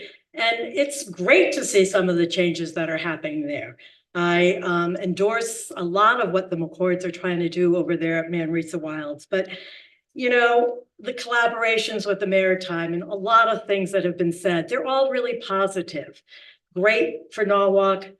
And I think a lot of the other uses, I think the special permit is a little bit too broad. And basically, I think you're in a position that you have so many unanswered questions that you can't move forward. I think it would be a bad idea because there are so many unanswered questions. So I think that's really where you stand. Special permit, I don't know how that all goes about, if there can be some breakdown of, you know, phase 1, phase 2, phase 3, because giving the whole shebang in the special permit right now would be a tragedy.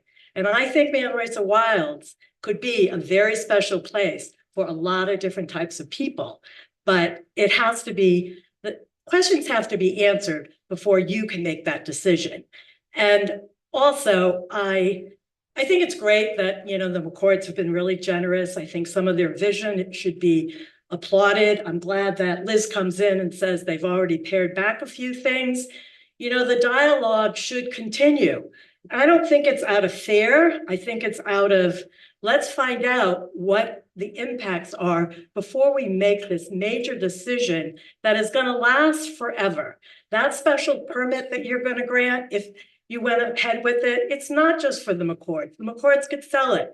I think you need to understand the difference between the LLC and the 501c3, because this isn't like thinking that the McCords are good neighbors or this, that, or the other thing. I love their vision. It's great, but you need the questions answered before you can proceed, because this is the legal thing. You know, the special permit, giving them everything and then finding out they want to sell it, how will that move forward? That could be very dangerous. Let me look at my notes before my phone dies.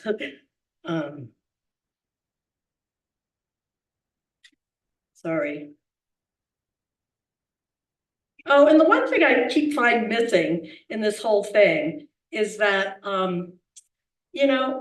so we hear the plan from Manresa and the McCords and Manresa Wilds and blah, blah, blah. But where's the city of Norwalk on there? This is a huge opportunity, as I've heard in the past from a lot of people here. We do have traffic problems.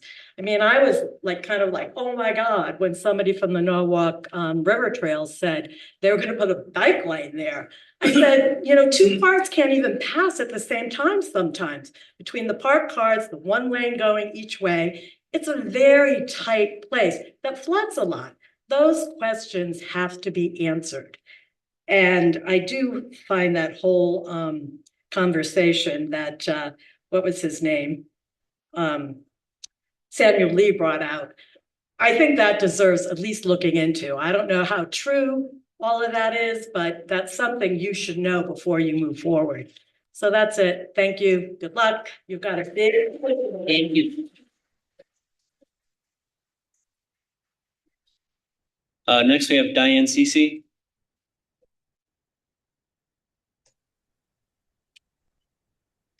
Good evening. Can you hear me? Yes, we can. Can you state your name and address, please? Good evening, Commissioners. Diane Cece, Olmsted Place, East Norwalk, speaking on behalf of myself as a resident.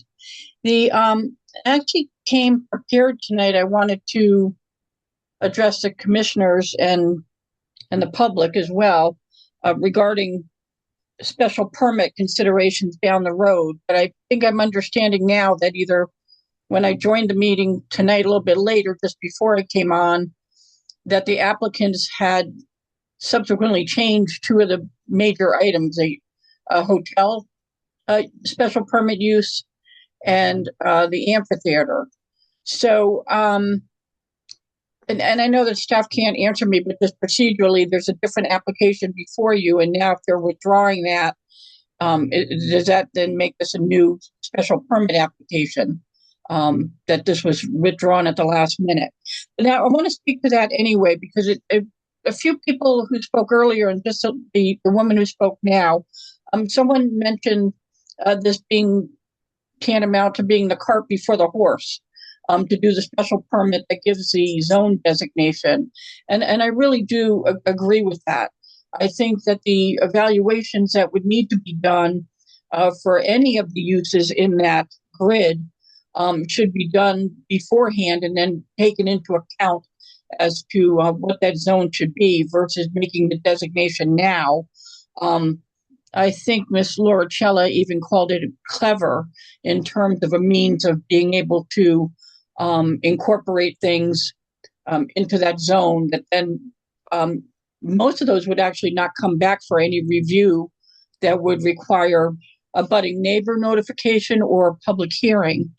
And then the last lady who just spoke was very eloquent in starting to address, I don't know what we don't know what we don't know. And I think she was talking about some potential unintended consequences of giving this designation tonight, especially regarding the legal entities of the LLC and the corporation. I share those concerns as well. And then back to the special permit. I wrote this whole thing up, but I'll skip it if it's really just the hotels and the amphitheater. But I think there's also lodging and telecommunications and transportation terminals as well. So it is still relevant. Special permits really mislead the public into a false sense of security by saying, if the applicant comes back, don't worry, it's going to be a very rigorous review. They have to notify the abutters. There has to be a public hearing. The commission must consider 13 special considerations that take into account the most important of quality of life impacts on the community. And if this is the case where some of that is gone, then the community is not going to have that opportunity. But it's more important for the community and the commissioners to know that the special conditions that go along with the permit, really that opportunity that's given to you is to impose conditions that mitigate the negative impacts on quality of life. It doesn't mean that it's carte blanche that you just simply deny the application. It gives you the opportunity to simply impose conditions that you think would make it more palatable. I do want to mention too, in terms of the hotel and the amphitheater, and staff could probably speak to this if they're going to address this or discuss it amongst themselves before voting, is that even if the hotel is out now as a special permit down the road and the amphitheater has been reduced, there isn't anything that would prevent the applicant in the future from coming back and requesting a zone amendment. And I believe that's the case. I'm on the premise that they could do that. And the reason why I'm concerned about that is now a zone amendment is even less stringent of a review and public oversight than the special permit would have been. It does require a public hearing, but it doesn't require anything further of the commissioners in terms of having to take a look at facts and data and expert testimony regarding those 13 conditions there. So I'll close in saying this just overall with Manresa. I think my point of view is that I think that not knowing the unintended consequences and what this is opening up by doing this entire special zone now designated for that parcel, I'm very concerned about it. I would urge you, as others have done, to deny without prejudice and then have the applicant come back with more robust information that supports some of these uses so that you can see now the impact on not just traffic, but those other considerations that you would have had to have taken into account for the special permit. And I do think that I would be more apt to be in favor of this endeavor if it was less intensive and it wasn't something intended to be, in fact, it would have to be a regional draw, which means, fairly massive, and something that, it would have to be a regional draw, and it would have to have all of the amenities and would be one-stop shopping. And we've heard over and over again, I think in public comments and meetings and on social media, where people continue to refer to this as a gift to the city of Norwalk. And I've been struggling all along to see what the benefits are to the city of Norwalk versus the 13 quality of life impact that this could have on the city. And I'm not finding a whole lot of benefit there, especially with the regional draw. And even without the lodging, and assuming that could come back, I think that this is intended to be, and it has to be, a one-stop shop destination where people come in and they have their entertainment, they have their dining, they buy their souvenirs, they may have some educational component to it or interactive components, and then they go home.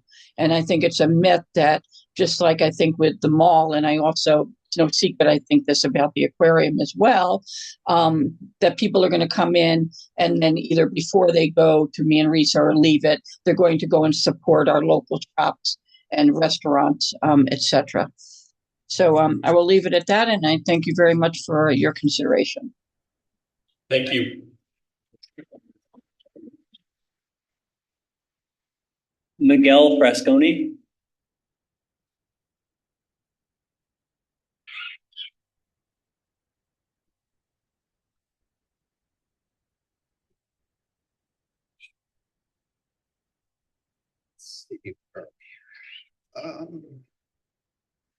Okay, just FYI, I've timed this in at about 10 minutes, so there is an end.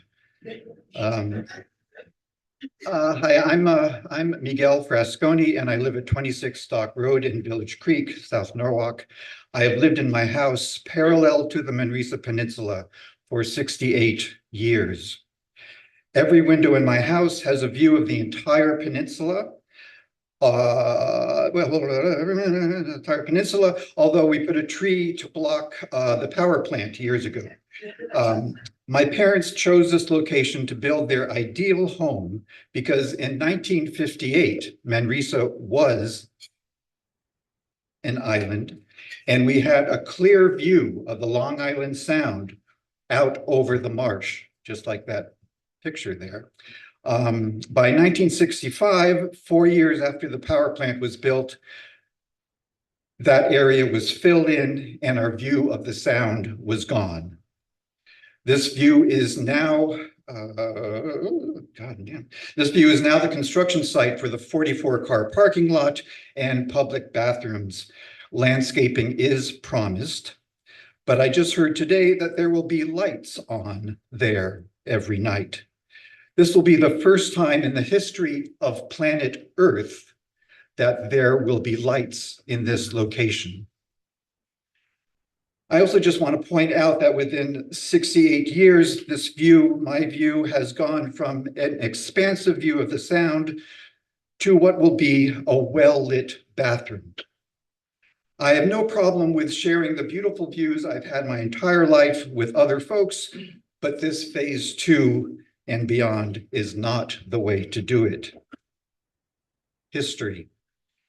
In 1955, the Village Creek community sold our 28-acre flatlands along Woodward Avenue to a developer with various stipulations, including that there would be no retail anywhere there ever.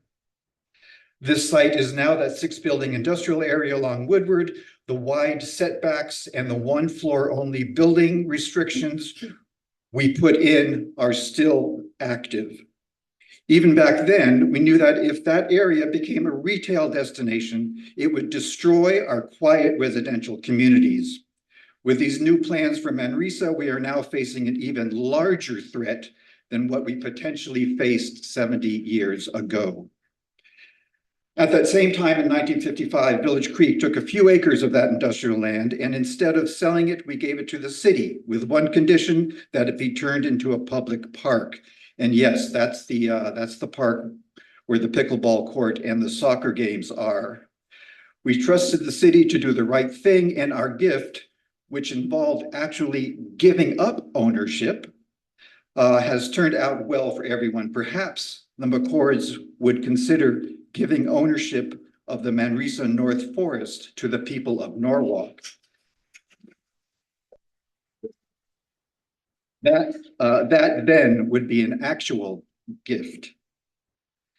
The promise. Since the entire project is almost literally right in my front yard, my one question throughout all of this has been and still is, what will the hours of operation be?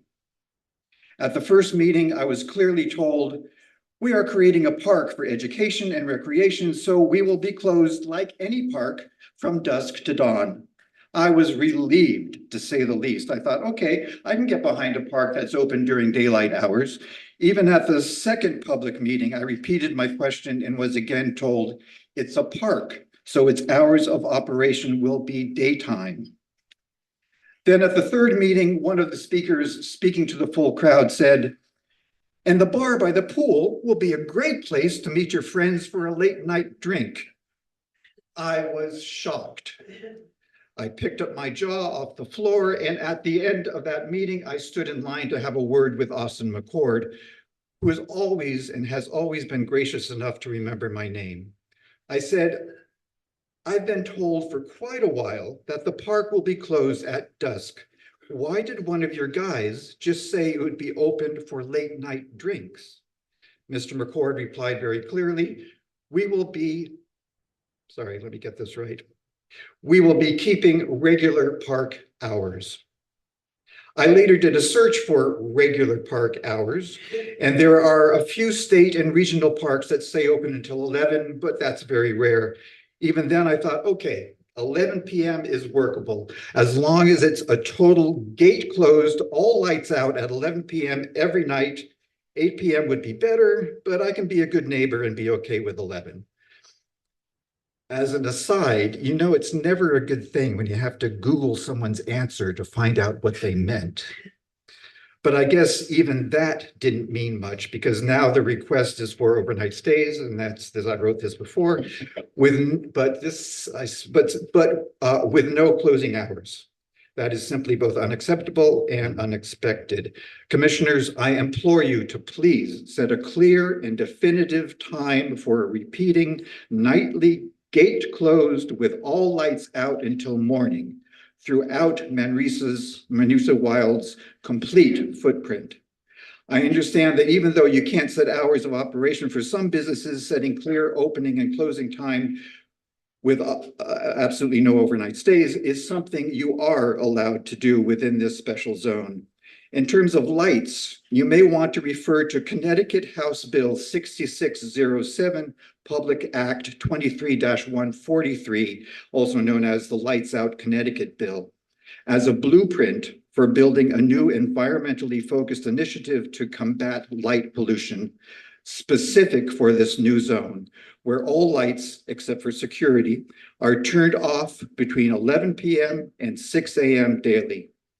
The applicants say they will be using dark sky approved lighting fixtures, but with the number of fixtures that will be needed, the radiant glare will still cause significant light pollution throughout the local communities. The only acceptable solution is, as was first promised to the public, gates closed and lights out from dusk to dawn, or at least from 11 to 6.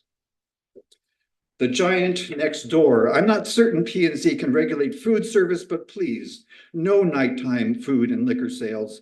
Village Creek already has a very loud beer garden 100 feet from out to our west. We certainly don't need another one to our east. I mean, at some point, don't you just have to look at the big picture and say, enough is enough?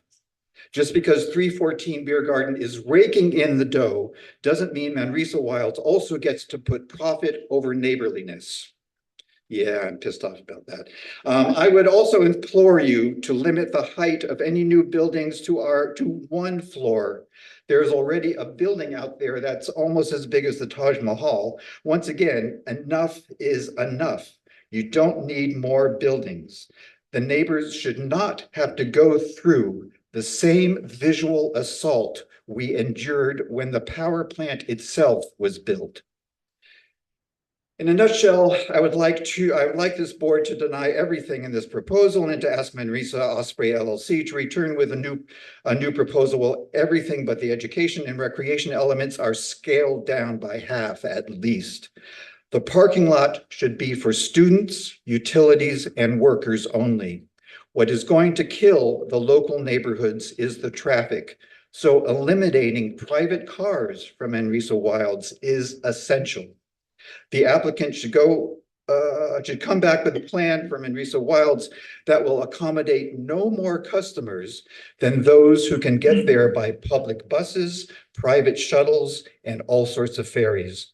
No private vehicles like Fire Island or Venice, Italy, or Disneyland. No private cars, please.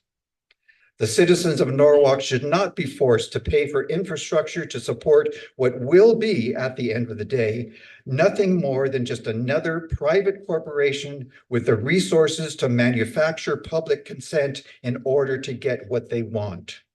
I implore the commissioners to allow this new zone to focus on education, recreation, and local communities' quality of life.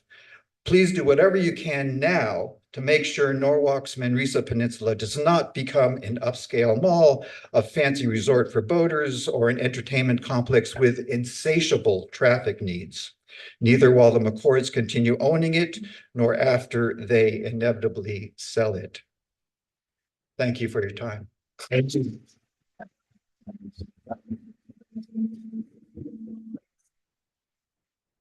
Margot Martin.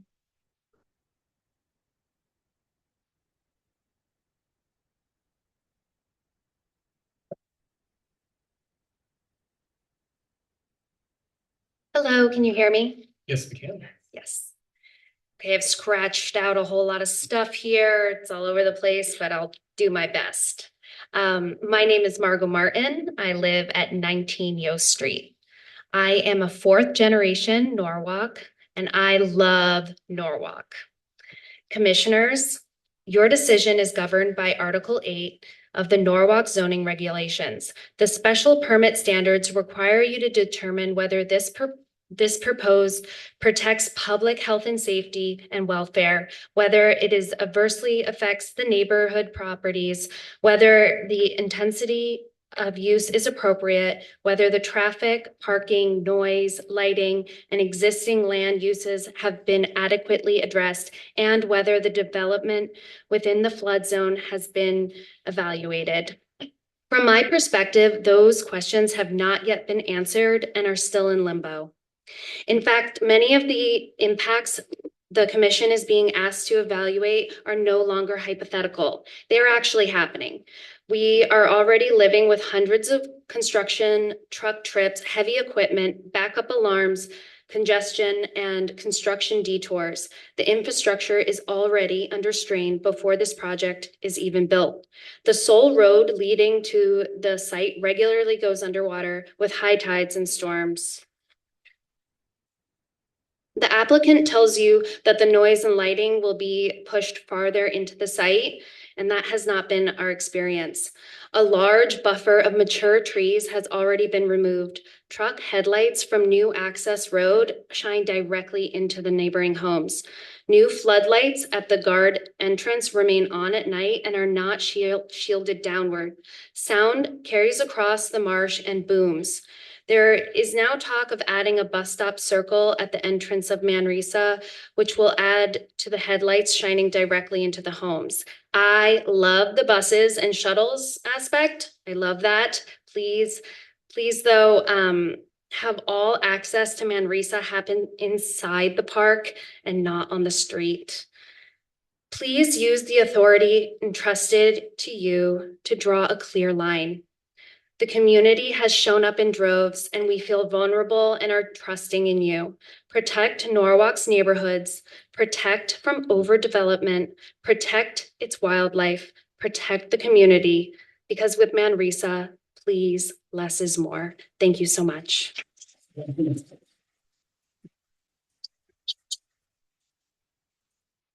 Erica H. Hi, this is Brendan Hutching, 68 Quintard, using my wife's computer. I mean, I've listened to two of these now, and I mean, it seems relatively simple to me. Like, what can the roads take in terms of traffic relative to what can be built? And it seems obvious that what's being proposed in this request doesn't match with what's possible from a traffic perspective. So it's hard to approve something that's not possible with today's infrastructure. I'm all for the project long term. We just need the infrastructure to be able to do it. And until then, it seems we just need more information. And that if we're going to improve anything, it needs to be something that actually fits with what's possible. That's all I had, and thank you very much. Thank you.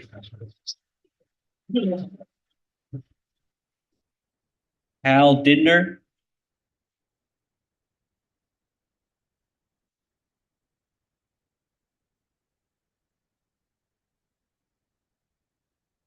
Hi, Hal Didner, 56 Harborview Avenue.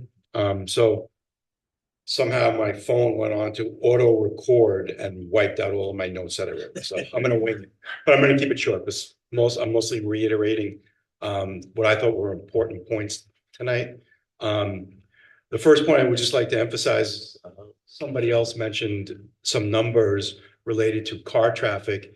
I've seen a lot of noise about 800,000 people, meaning 2,500 cars a day, which means somebody's taking 800,000 and dividing it by 365 days. But we all know that out of 800,000 people, first of all, not every one of those people have a car, so that's fair. But out of those 800,000 visitors, 75% of those visitors are going to show up in the 5 months of summer. And 75% of that 75% are all going to be on the weekends. So the gentleman before that mentioned something like 5,000 cars a day going up and down Woodward. It sounds to be a possible realistic number. So this traffic study, in case it's not already obvious to everybody, needs to be a seasonally adjusted number to understand what's happening in the summer. And in the very important fall hurricane season, when we do have the flooding. I do live in Harborview now only for a little over a year. I have already taken my car that does not have a high chassis to it through some 1 foot or more water inundations on Water Street several times already. I don't know what's going on Woodward and Quintard, but I was amazed to find simultaneous construction going on this week on both streets, where just to get to Sono, I had to go up Woodward, over to Burritt, come back again. It's like, can you imagine if this is on camp school bus morning when they're picking up garbage? And this is like, it's already an obstacle course with the industrial park trucks, and just the already insane amount of traffic that's on these two overused roads. Anyway, so that's it on the study, on the traffic study. The term gift that's been thrown around, I've heard some people now starting to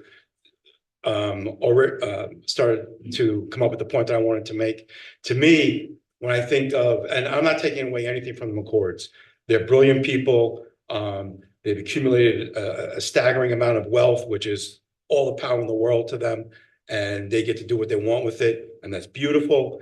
And I'm not taking away from all of the great aspects of what they're trying to do with this land, at least what they're trying to do now. But to throw the term gift around, as a couple of people have just said, when I think of philanthropy and generosity and gift, I think of the Vanderbilts.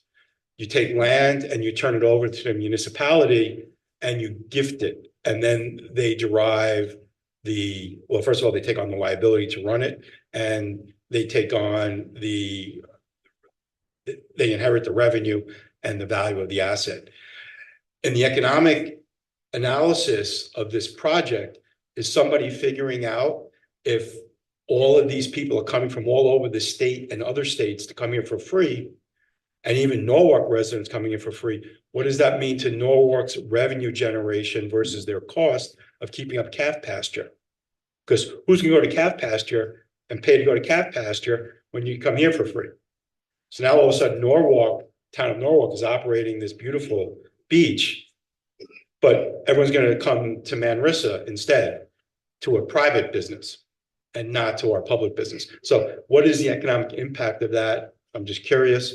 And I just would like to say, from a personal perspective, I've been to the McCord's presentations at the Maritime Marina. I've been to the tours. I've been to the presentation at the Norwalk High School. The McCords have come to us in Harborview and have spoken to us.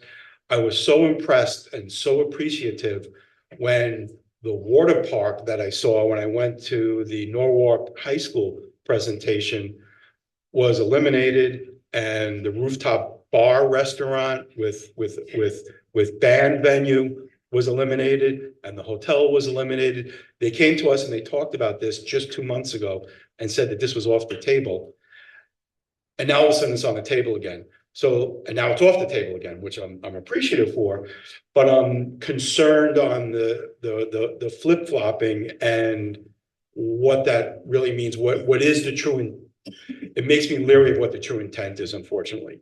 Is it just to build this private property and to flip it to Marriott, right? Once you get all the concessions, or is it a true philanthropic endeavor that this land is going to be bequeathed, right? What is the ultimate land trust? Is it going to go down to the McCord generations, and some future generation decides, to turn it into a completely private enterprise?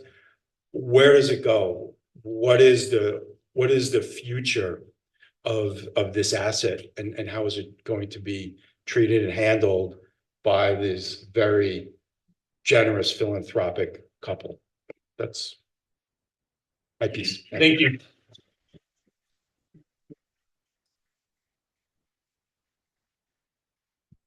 Clayton Wheat.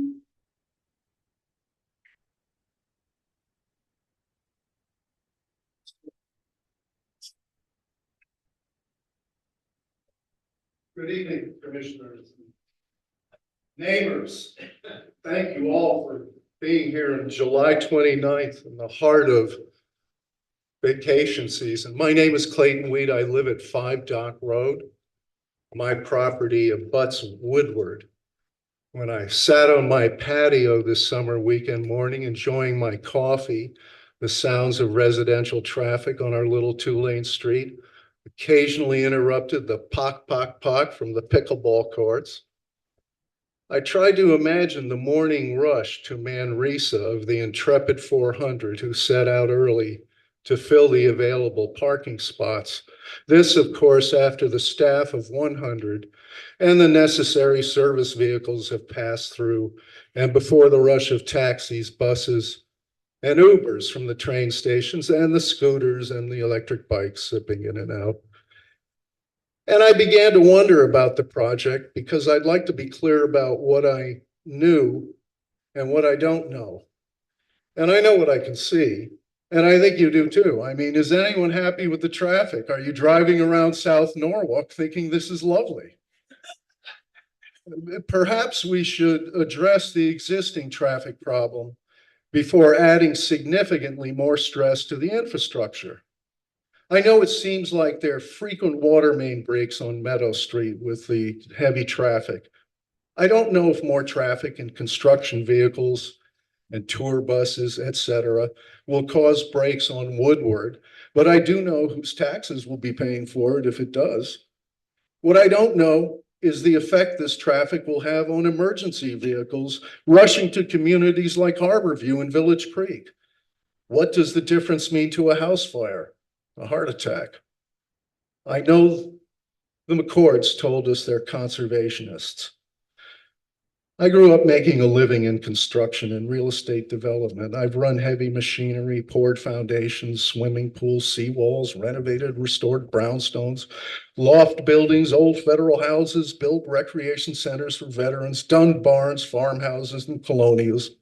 So I bought a modern.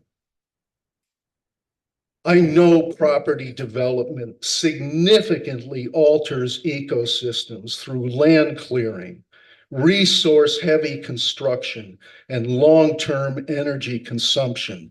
It drives habitat loss, high carbon emissions, and stormwater runoff. I know they haven't been containing the runoff. After the torrential rain a week ago Tuesday, I saw the Sound turn a color in 70 years I've never seen. It was orange, and it wasn't sewage. It didn't smell. So now there's a trust issue. I know that previous studies recommended to leave the property alone because of the danger of disturbing the buried coal ash, which, by the way, can be more radioactive than spent nuclear power plant fuel. What I don't know is if this is being monitored, and if so, by whom, and where can we get access to this information? I don't know if we're even entitled to the information because it's a privately funded commercial project on private property. But I know there are oyster beds around the island. I've seen the boats. I know Norwalk is an oyster festival. And I know runoff from rain seeks the lowest level, and I know where that is, and you do too. I know communities are swimming in that water, and sometimes their pets drink the groundwater. And I know our first warning will be our little friends developing tumors. And once it's done, you have to consider the impact of parking lots, or urban heat islands as they're known. The asphalt absorbs the heat, and any runoff from that can now warm up local streams or small estuary, raising the bacteria levels and threatening fish. I know Manresa is a major nesting area for osprey and other seabirds. I know we're already seeing a reduction in their population. I just heard that there are going to be lights on the island at night. I know that Village Creek is one of the few spots on the East Coast where diamondback terrapin turtles nest, and they are confused by lighting. They go towards it the wrong way. I know a lot of people, or a few people actually, have spoken in favor of this project.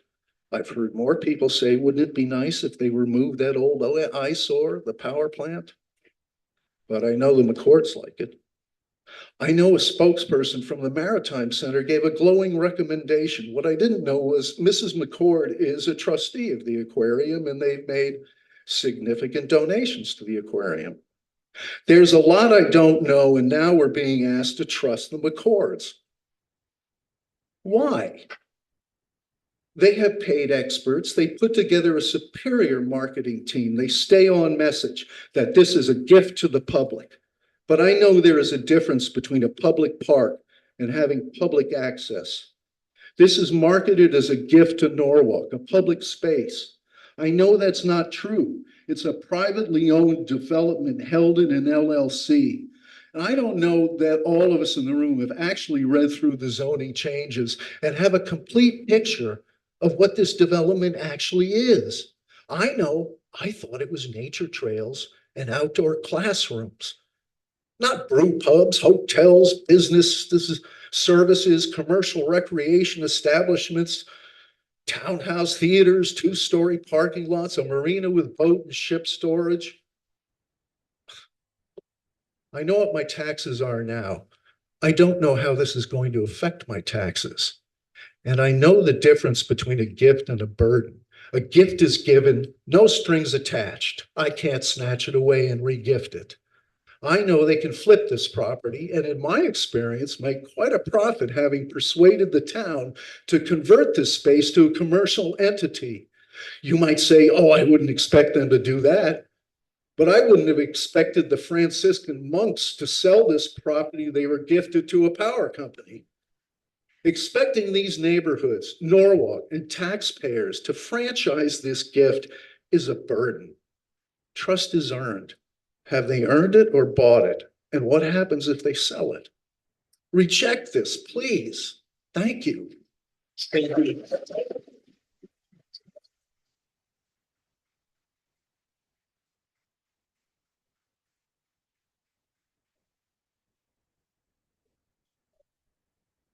If anyone online would like to speak, please use the raise your hand tool. If you're dialed in on a phone, you'd hit *9. Continue in person. That's it. Is anyone in person who has not spoken tonight or at the prior meeting and not on the sign-up sheet wish to speak? All right. Do you mind calling one more time for online? Anyone online, if you'd like to speak, please use the raise your hand tool. If you're dialed on a phone, you'd hit *9. John Foldig. Okay. Can you hear me? Yes, we can. Can you please state your name and address for the record? Absolutely. Good evening. My name is John Foldiak. I reside at 1 Mellow Street, Fairfield, but I stand for, I'm before you tonight as someone who grew up in Norwalk and an educator. I'm now in my 30th year serving Norwalk Public Schools. I'm here tonight as our district's Marine Science Coordinator to voice my overwhelming support for the Manresa Wild Project. The creation of this vital project is something that I could only dream of. For 3 decades, I've watched our schools try to connect students with the incredible natural resource we have as Long Island Sound. This project is the ultimate realization of that goal. This offers unprecedented coastal access and opportunities for our students that not only offer the physical connection, but also the connection with the institutions of the Woods Hole, Wesleyan, strengthening of our partnership with the Maritime Aquarium, and also Sacred Heart.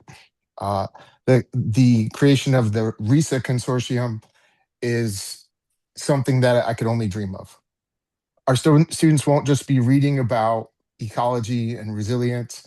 They'll be on-site conducting experiments with organizations they would otherwise not have access to. It's a massive win for our community, our environment, and the Norwalk Public Schools and our children. Please consider and support this endeavor. Thank you. Thank you. I'll call again. Is anybody in the room wish to speak this evening that hasn't spoken tonight or at the prior hearing?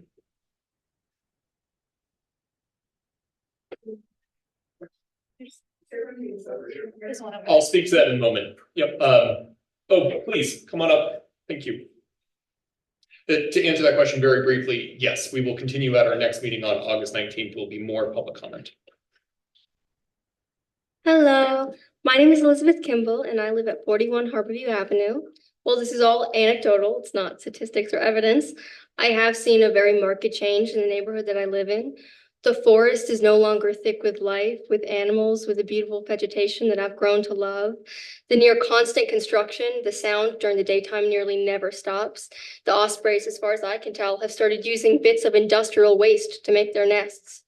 I wonder if the sound of the construction has driven away the seabirds that I used to love to look at, and what is being dumped and leached into the sea that is already polluted, and what happens when there are hundreds of people going in and out of this forest, the ocean, and the delicate wetlands that are already at risk. My final question is, what restoration can be done as we pave over this forest floor with asphalt? Thank you. Thank you.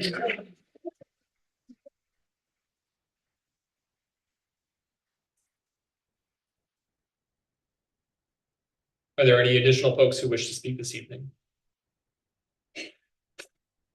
All right, do you mind calling one last time for the folks online, Brian? Thank you. Any folks online, please use the raise your hand tool or *9.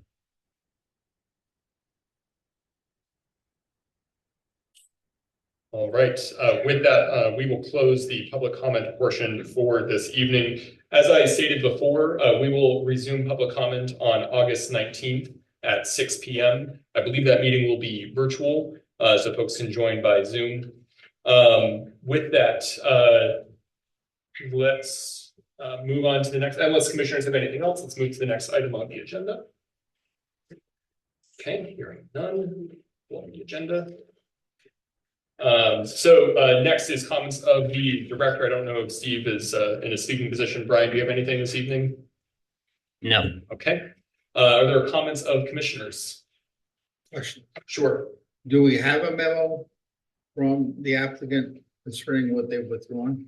They are going to provide that, but I want to be cautious that we don't talk about the application outside the application. We do, yes. Okay, well, but they made the statement, and I'm just asking if we've received anything formally. The answer is no at this point. We have. Oh, okay. Can we get an email?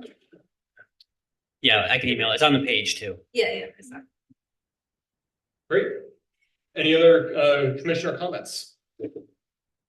Hearing none, is there a motion to adjourn? Thank you, Anna. Is there a second? Thank you, Harvey. We'll do the show of hands. All those in favor? And we have a majority. Thank you all for coming out tonight. We hope to see you again at the August 19th hearing. Thank you. Have a great evening.